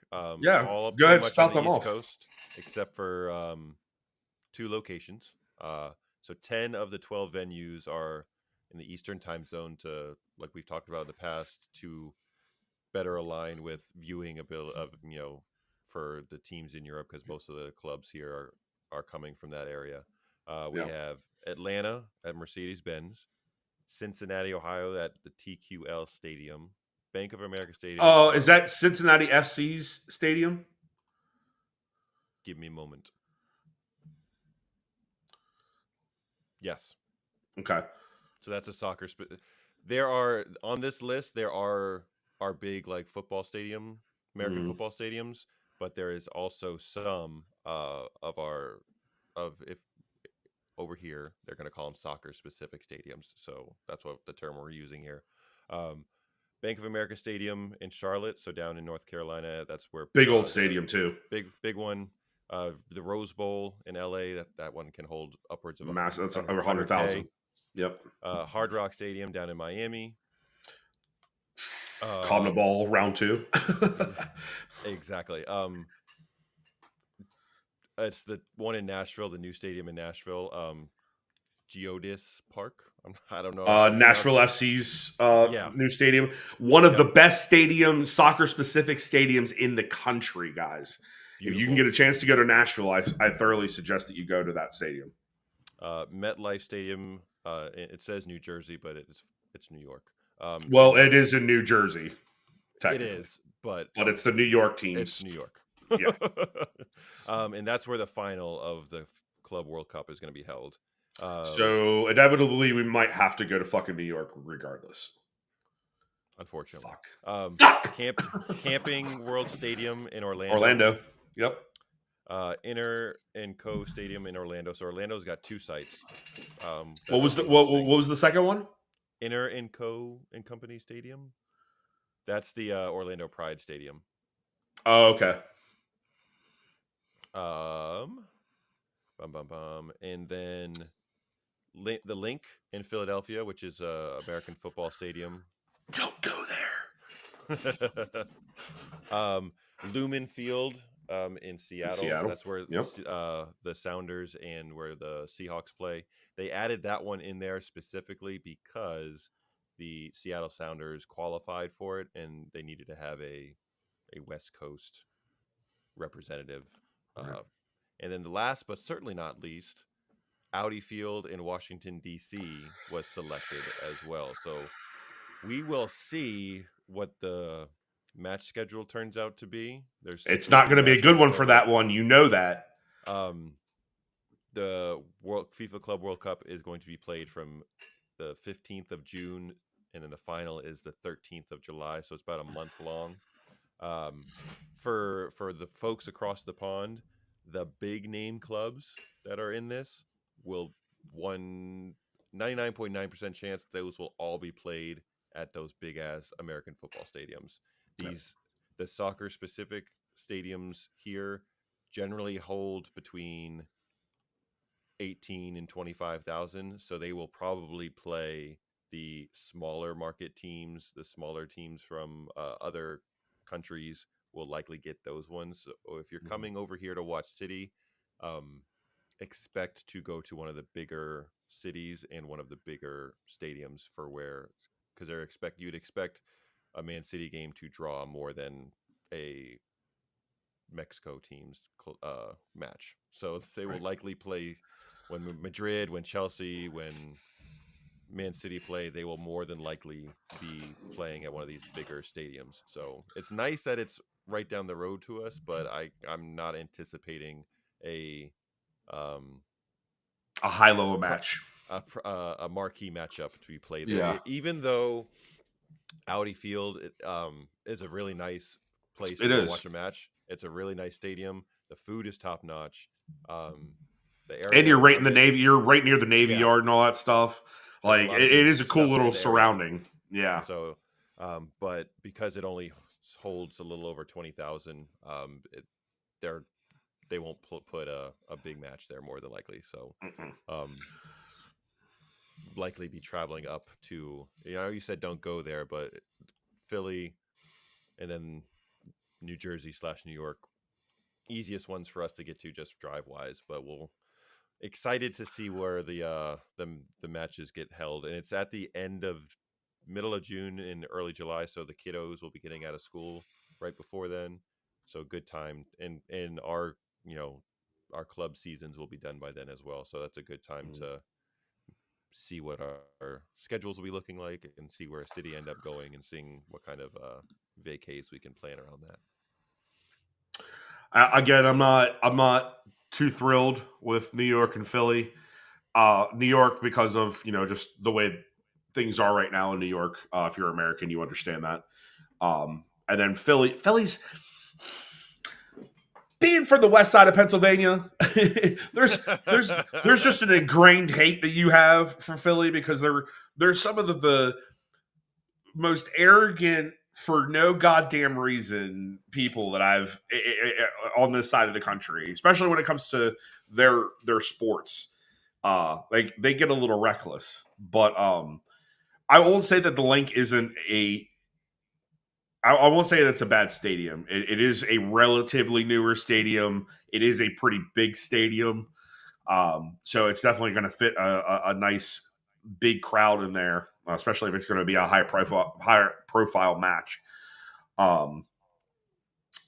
As far as the rest of the sites go, I mean, I wanted to talk about Audi because I just feel like 20,000 seats is not enough even for some of the lower level teams that will be coming up. You know what I mean? Like, especially if they're traveling abroad, fan bases are going to travel hard for this if they can, because it's America. And I really thought they were going to use FedEx. I'm really glad they're not, though. I'm really glad they're not too. Dude, honestly, dude, it was, and especially in summer here, especially in the Mid-Atlantic, we went to Premier League had a tour a couple summers. It was summer 2022, 23. Yeah. And me, Joe, his buddy Jack, and my friend Alfie, we all went down to it, and there's no coverage whatsoever at FedEx. The stadium holds roughly like 83,000 people. Hey, doggy. It makes more sense when you're talking about like bigger games, but there's no coverage. So you're sitting in the middle of that fucking heat in the middle of the day. It's not comfortable. The concourse is not great. The only part of the concourse that is great is if you're on either end, where they have kind of like a big open bar that overlooks the pitch. But much other than that, like it's not a good place. The location sucks because you're not exactly in DC. Like you're a good half an hour east of DC, and if you're somebody like me who lives on the other side of DC, the Beltway, especially if there's a game going on, and one of that magnitude, if it was like anything above or that would capacitate the place, it's not fun getting in and out of that place. So I'm really happy they did it, but I'm still scared of what it's going to do for Audi Field, regardless of what level teams are on it, are playing there. It just doesn't feel right. It just doesn't feel right. I don't know why. So we'll see. We'll see when the schedule drops. What it's looking like. It's the whole tournament itself. I think is interesting because there's not a whole lot of positive, I think, vibes from most of the bigger clubs. They're not really thrilled with the location, with the timing. There's not going to be a whole lot of off season for most of these guys to get a lot of rest because of the timing that we just went through. So they're gonna have to do a good job of promoting this to, I think, get more buy-in from folks. So, but for us, it's exciting to have so many big European and world clubs coming into our locale to compete. So, and it's a huge step up from what it used to be. What, 7 teams, 8 teams, something like that, and it was in the wintertime, and now it's 32 teams. Yeah, I mean, it's basically a World Cup, like a real World Cup format. Exactly. So we'll see what happens there, but definitely excited to get more details about what's going to happen next summer. I'm just excited for the game to grow in the States, man. That's really what it is. I mean, however it turns out, whatever. It's the fact of the matter of the spotlight's on us. You know, it's there's a whole new generation that's coming up behind us that are falling for the game and are going to be, you know, the real first generation supporters for these clubs. And to have this opportunity, especially at their ages, like our kids' ages, to have a competition like this, and then the year follow up, we got World Cup right behind it. Like there just couldn't be any bigger time for this game in the States. And I hope that because of these tournaments coming in over the next couple of years, that it helps the game flourish and gain, you know, triple, quadruple, if not more what am I saying? Popularity.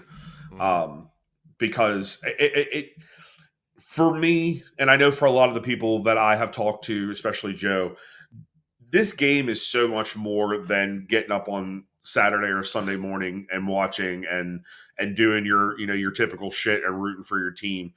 There's so many life lessons that you can pull from this game, which for me makes it beautiful. Aside from the way it looks and the aesthetic and this, that, and the other, it's the lessons I learn. It's the new thought processes that I get to have in learning or seeing something new that I hadn't seen before out of a coach. You know what I mean? There's just so many different learning experiences beyond the game, you know, and I look forward to that message being relayed down to the next generation.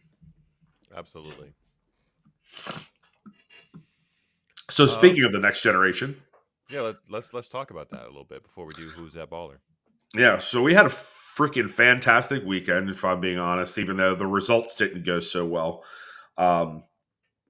If you don't know, Joe's youngest, and I think soon to be oldest, they play for the satellite campus for Liverpool over here. My son plays for a travel squad that is in the same flight. And so his team came down and played Liverpool, where Joe lives.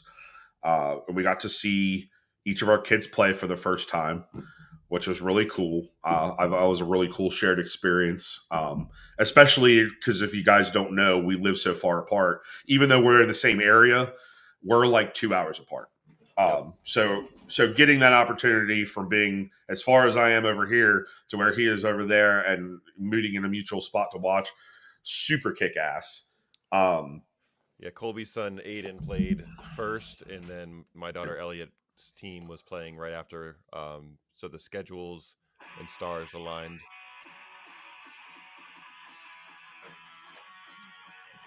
Tunes? My phone just started playing music.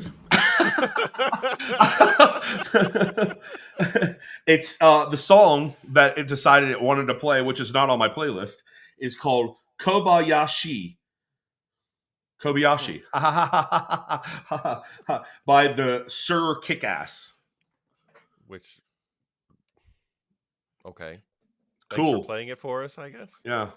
So the stars aligned, and when the schedule, with as much work that goes into building these youth soccer schedules, to have Colby's son playing at my daughter's home field right before she played just was perfectly lined up for us to spend 3-4 hours at the Moose Athletic Club and watching each other's kiddos play. Neither of our children came away with a win. However, that was not what the whole point of yesterday was. The point of yesterday was for us to be able to watch each other's kiddos, support each other's families together, and just even being on opposite sides. Yeah. And just being there, supporting one another, spending time together, watching our kids. That's a special moment. And we both spend a lot of time on the weekends on the youth pitches, watching our kiddos, and being able to do that together, and then grab some dinner afterwards was just a perfect Saturday, man. And again, at this age, they really don't they keep score, but they don't record them in like standings and everything like that in EDP. I promise you, it's not in there. It was on a site though, the score and everything on EDP. It wasn't on that one. It was Team Snap. Yeah, on your Team Snap, it will keep score, but like on the league.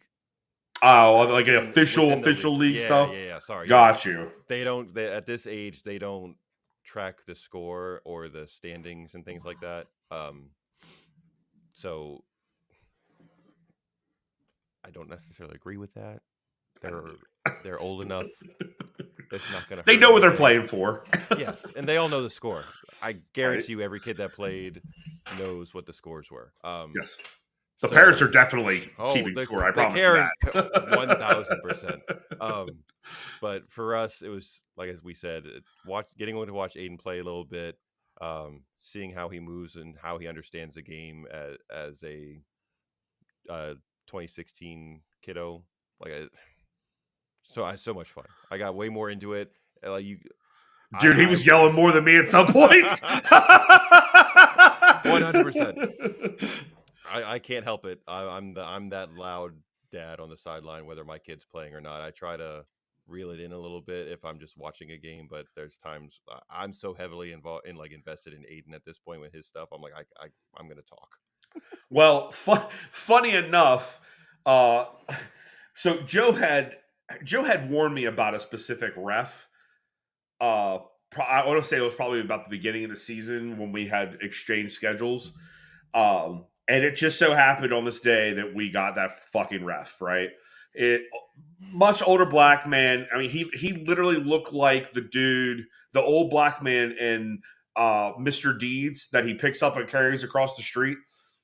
100%. Dude couldn't run box to box whatsoever. He was like literally hobbling along as he was picking his ass the whole time. Literally. He was in the center circle for 98% of the match. Yeah. If he got close to the box, it was to yell at the kids and try to teach them something, but really he taught them nothing. There were so many dumb calls. He called he switched possession because of time wasting, essentially. On the keepers. As 8, 9, and 10-year-old kids. He called in both games, in Colby's son's game and my daughter's game. Yes. Both games called keepers for too much time holding onto the ball when to restart play. He gave them legitimately 6 seconds, and if they went a half second past that, he was blowing the whistle, giving an indirect free kick in the box. They don't call time wasting on keepers at my older daughter's age, which is U14. 14, right?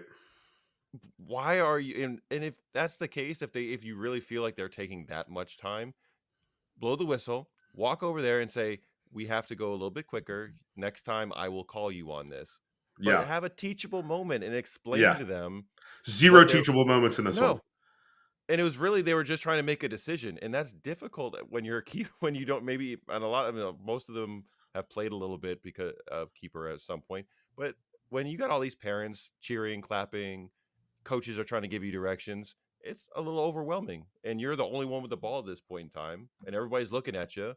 It's going to take a minute or two to make a decision. Not a minute or two, but it's going to take, a little bit of time to make a Yeah. decision. So teach them instead of belittling them Yep. and making The them other feel like they did call, something wrong. right? The other call that happened all day long for both games was feet leaving while on the touchline.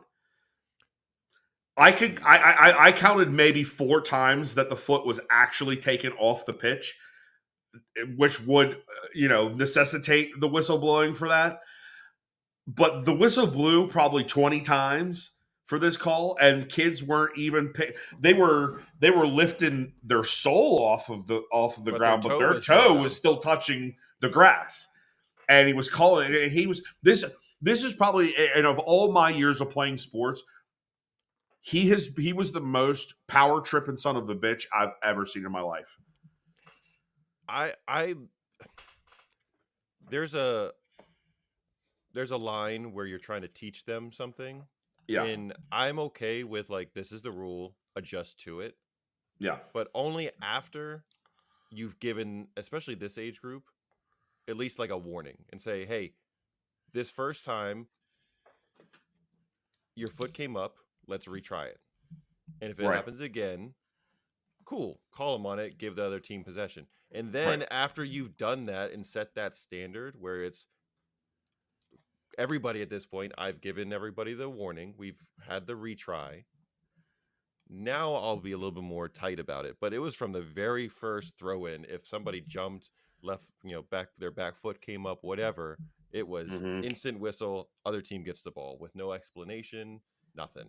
And at this age group, in the grassroots level, you're trying to teach the kids as a referee too, not just blow the whistle at them. And then not blow the whistle, just kind of point occasionally and wait. It was just a mess. It was an utter mess. But nonetheless, it was really great to see them both play. Like we said, Aiden got a goal. Ellie mostly played defense for the entirety of her match.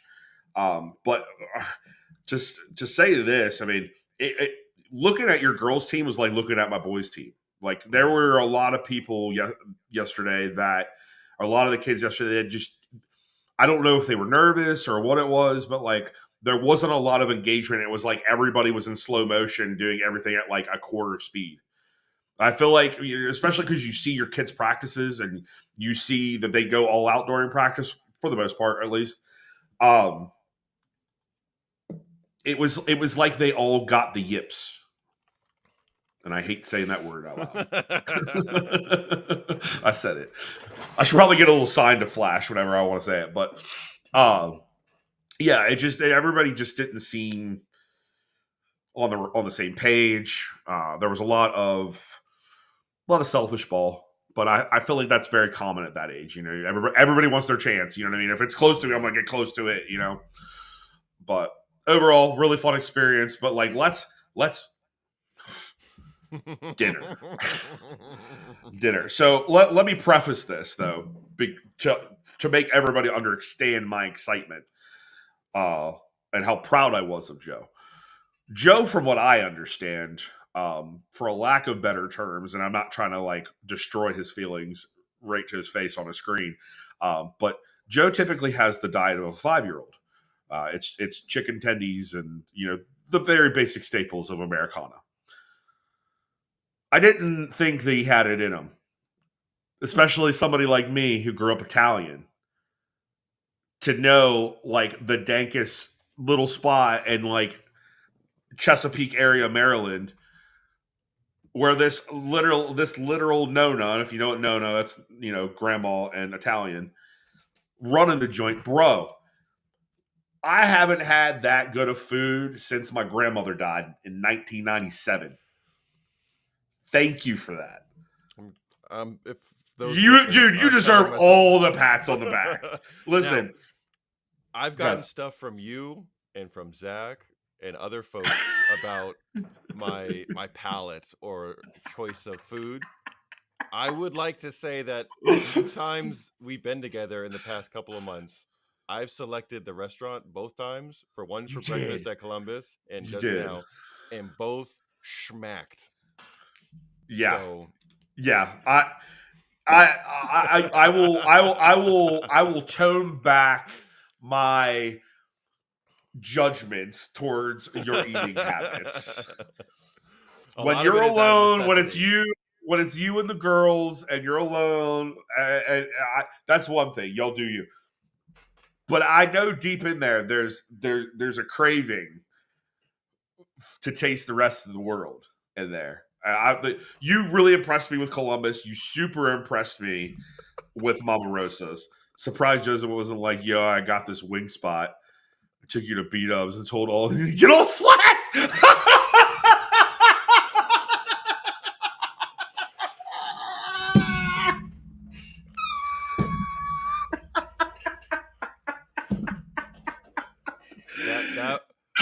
That sounds like it's happened.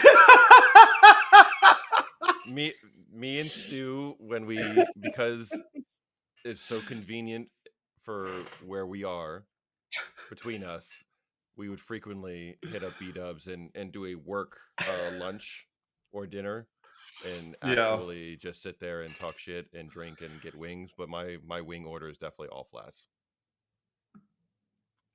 So. Okay. Who taught you how to eat a flat? Me, myself, and I. Really? Mm-hmm. Mine are very clean also. Really? Mm-hmm. That's even surprising. My wings are it's the bone that's left. Okay. Do you know how to properly crack a flat? Is that the twist? Twist, pull one bone out. Mm-hmm. Good man. All right, you're impressing me. Let's be fair. Let's be fair to everybody, so everybody understands why I'm being this way. For most of my adult life, I've been a chef. Facts.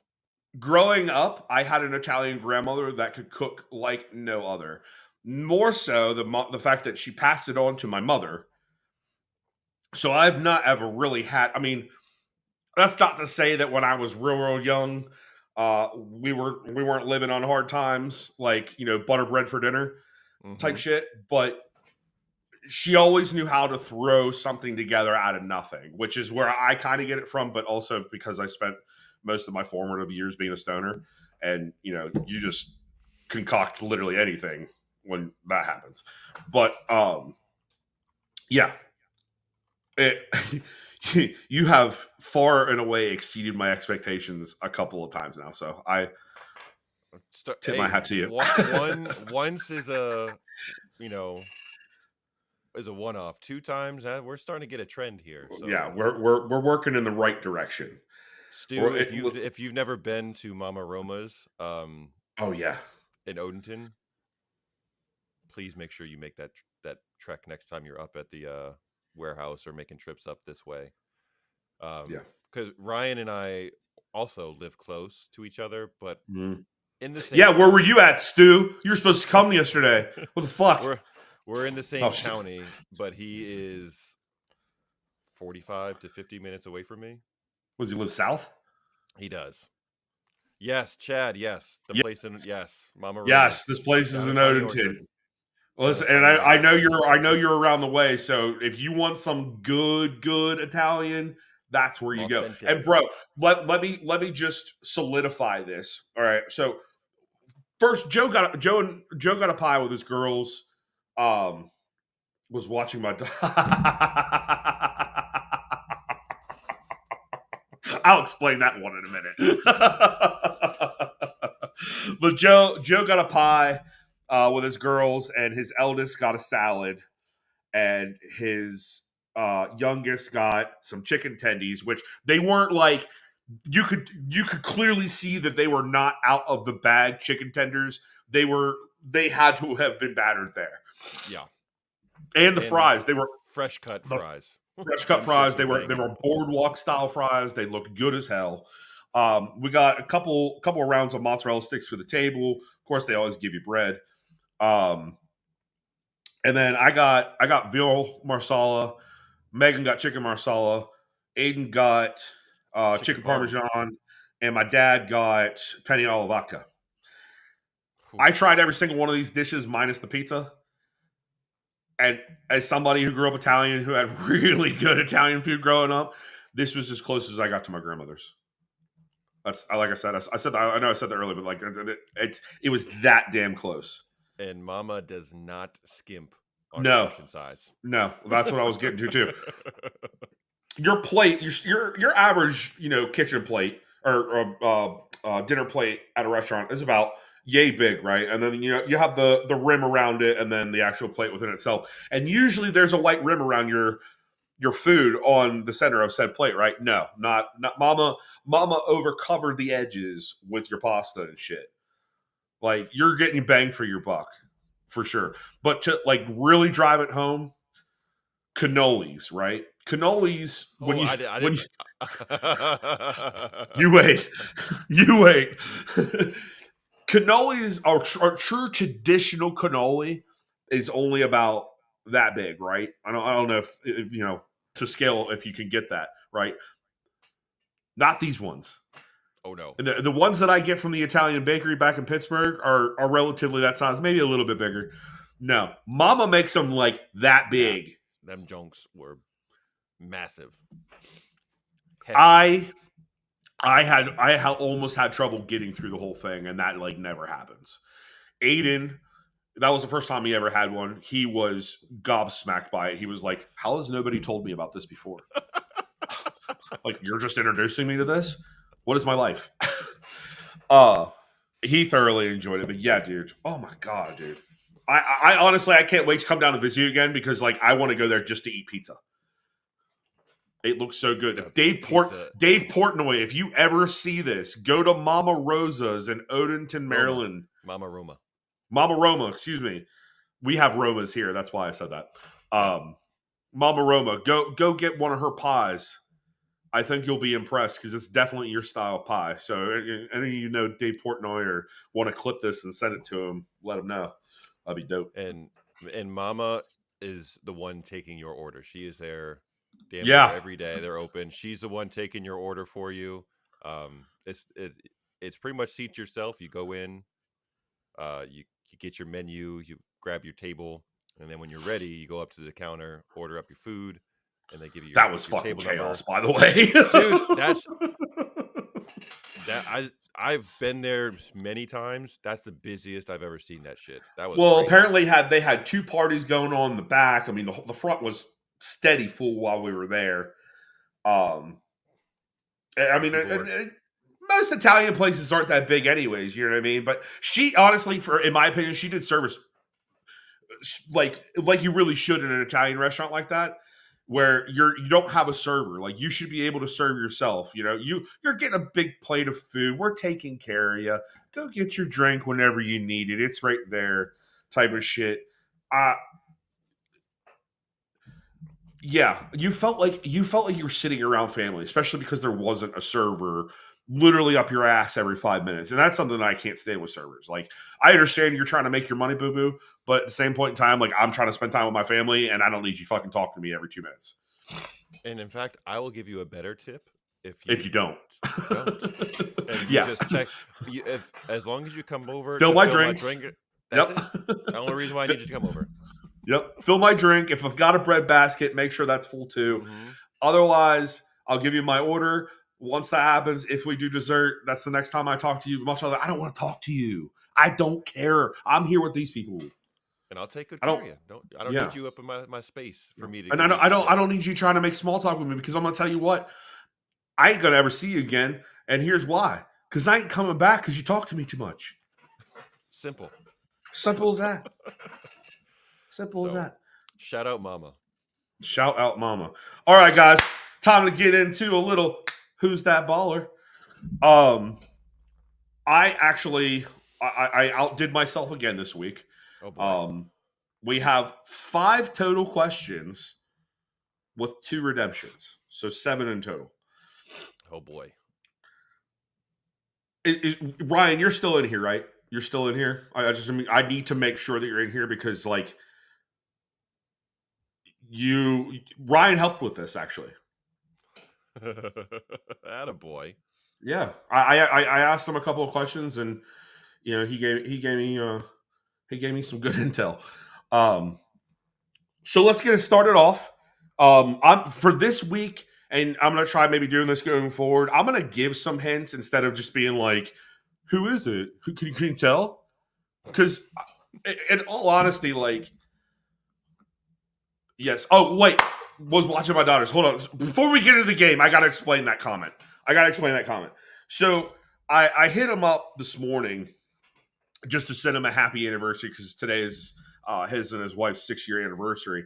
So I sent him a text message, and I'm going to read it to you. No, don't. No.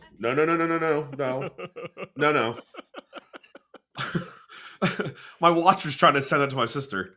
No. No. Not what I asked.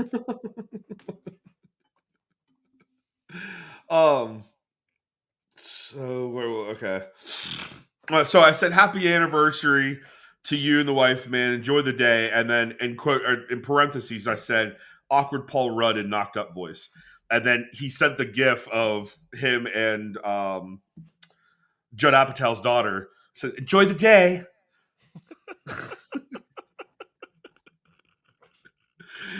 Well, and played, he said he was alone at home. It was just him and his boys. Or I'm sorry, we didn't get there. He said that this is in quote. Thank you, sir. Wife is working at the hospital, so I'm enjoying it with 2 psychopath children. And me, I've run across his profile on Facebook, and I've never opened the picture and like really looked.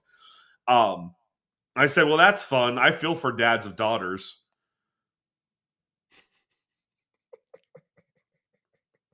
His response: I have 2 boys, so it's just a WWE match for 12 hours. That sounds about right. Oops. My response: oh, fuck. That's my bad. I did not open the picture the whole way on Facebook, so that's my ignorance at work. Fuck yes. Royal Rumble with Dad. He goes, it's fine. We're growing out their hair to be like 4 for Halloween.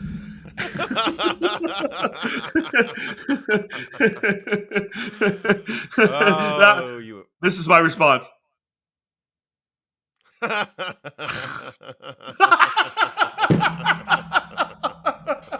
So I made an ass of myself today. Well done. But yeah, all right. So get back to the game. I'm gonna do some clues because just leaving a silhouette on the screen that a lot could be left there, especially with the bald-headed guys. It could literally be Zabba, Pep, you name it, So to not confuse and to narrow it down a little bit more, because I know that is a little bit tough, I am going to give some hints. So first one, and I'm going to do timer this time. We're going to do timers. I'm going to give you... Why do I have all of these different timers? I'm going to give you 30 seconds on the clock, just so everybody sees. 30 seconds. That says minutes. Nope. That certainly says SEC. Okay. So when I hit the button, it's going to go. It usually pops up in about 5 seconds. The video in total is like 15. But I'll leave it. I'll put it up and leave it there for 30. Give you a couple hints, and then reveal it. Sound good? Great. Let's go. All right. First one. Clock starts. He's a current player. He hails from Portugal. He's a rascally little motherfucker. And I don't know that we have a song for him. I don't think there is one. Do you have a guess? I know. Comment section. Comment section. Time to get in. 4 seconds left.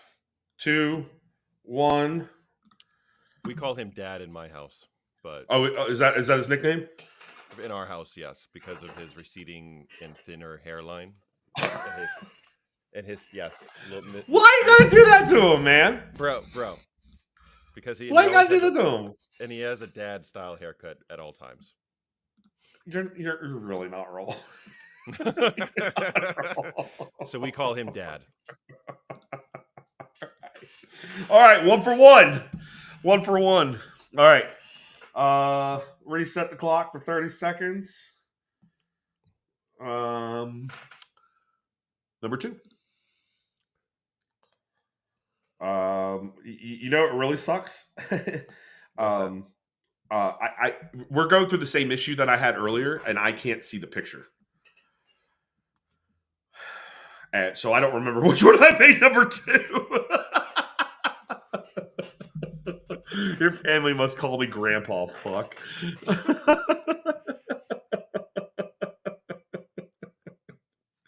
Oh, fuck. Okay.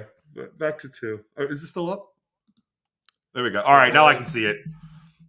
It was, and then it also showed who it was. Oh, it did? It did. So you know it was Yaya? Yes. All right, well, fuck that one up, didn't we? Yeah. Yeah. Sorry. Colo. That was so much fun in Green Bay. Oh my god, that chant is so much fun. Yeah. All right. So that was who I thought it was. Next one. Okay. Set the clock for 30 seconds once I press the button. A Man City legend. We have seen him quite a bit lately. He is a spokesperson for the team as it stands. Do you know who this legend is? Oh, it showed it, didn't it? I can't see it.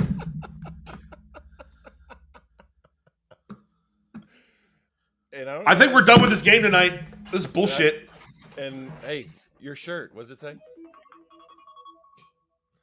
And I Bullshit. don't think it's who you think it was, because that was definitely Kyle Walker. Oh, was it? Shit! See, this is fucked up. I can't see him. I can't see him. I'm not showing it. It has a elapsed time before it gets there. Shit! Well, this isn't going to be fun then, because it doesn't help me with the anticipation of the build-up. Maybe you press him. It was that was number 3, right? That was number 3. So number 4 is what number 3 was.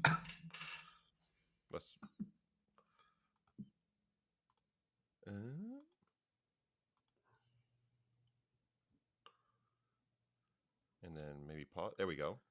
See, I see it on the left screen. But it's not, I don't see it on the main screen. It is up on the main screen. I can see it on YouTube because I have YouTube on my second monitor. And I paused it, so nothing should show up. All right. Well, same thing goes. What I just said. He is a spokesperson. He tours around with the team. Pretty swell guy. Do you know who this legend is? He touched my shoulder in DC. Yes, he did. Yes, he did. I got very excited about that. Damn. He signed a ball. Did he sign a ball for Aiden? Yes, he certainly Damn. did. All right. He's well. I'm gonna give him the 4 for 4 because we saw the Kyle. Mr. Sean Wright Phillips. Yes, sir. All right.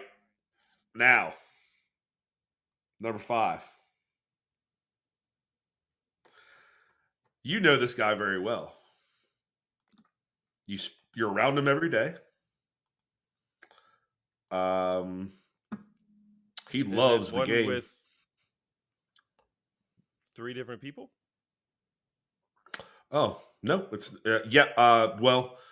no, what I was explaining is not. So with the one with 3 different people, that one actually should be fairly easy.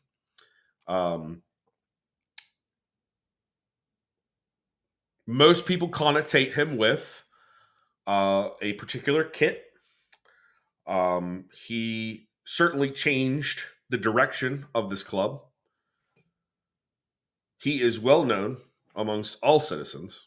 Do you know who it is?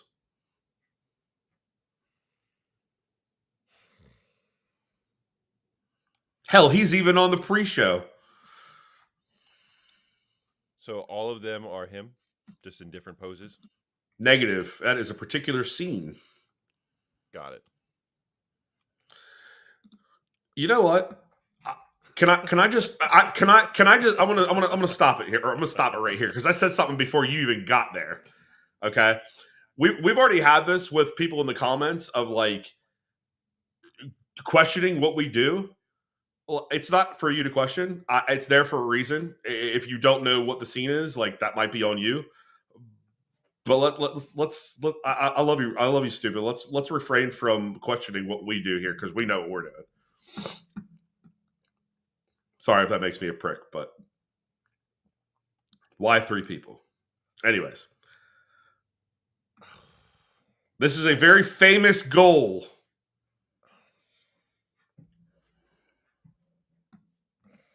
You've got literally 2 seconds before I show you. Stick off, maybe? Is that your final answer? Yeah. That's correct. Winner, winner, chicken dinner. Winner, winner, chicken dinner. All right. I'm pissed because I still can't see it. I don't understand why that's happening. I don't. You're a turd. You're a turd, Stu. You little baby. That's all I see when I hear Stu. I think of Family Guy. So I want to see the cartoon head on top of him. Turd Ferguson. Yep. It's funny. It's a funny hat. It's a funny hat. It's got a funny name. See it? Yeah. It's funny. God rest his soul. All right. God rest his soul. All right. So the wild card. Okay. There's 2, right? Wild card and redemption, right? There's a wild card and redemption. Okay. I'm really pissed because I can't see. Wild card is picture. up there currently. There's the noise again. All by itself. I didn't do that. You know this guy. You know him very well. You wake up and you talk to him a lot. Usually in the mirror. Usually in the me? Did you put me on here?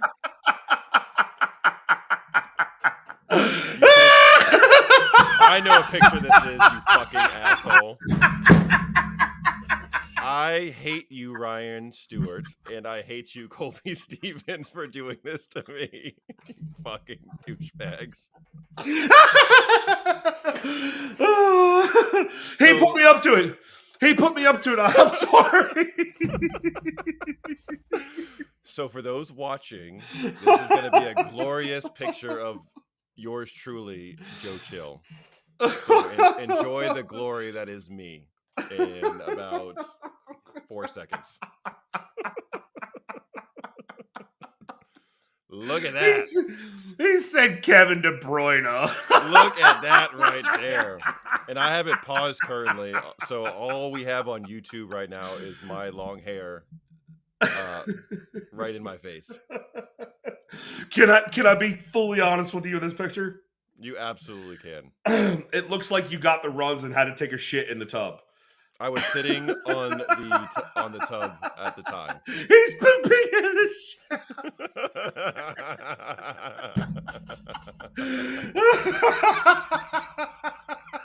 Just a terrific picture of me. Oh, fuck. Oh, shit.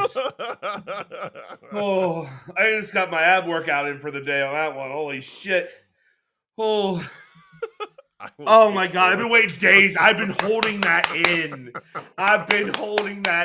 Ryan, thank you for that. Thank you. I had to give you a little bit of shit, but thank you for that.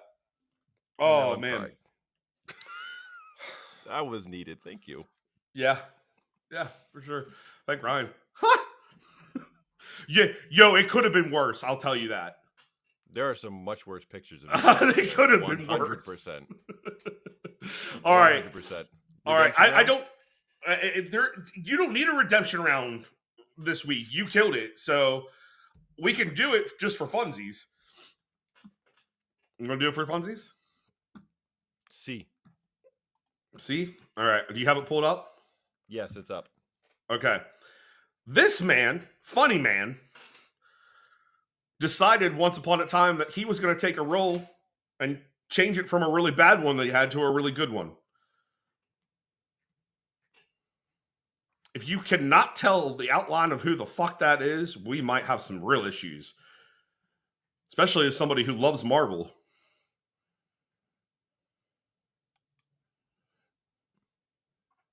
He is the anti-hero of all anti-heroes. Oh, I'm there now. I got it now. You got it now? Yes. We're going to show everybody, or do they know? Ryan has it too. It's coming. I paused it just so it stayed on there a little longer. I still can't see it. It's up. It's DP. Mr. Deadpool. Let's go. All right. Joe went 7 for 7. God damn it. I feel like I have to do something stupid now. Just for loot. I lost. I lost this week. Badly. I can't see the fucking picture on the fucking screen. I'm yelling at people. Technology, bro. It's frustrating. Tech fucking technology. Oh, man. All right. Well, that concludes this week's game of Who's That Baller. It also concludes this week's episode. Gotta shave your head, right? Totally. Maybe I should just broadcast me shaving my nutsack too. Like,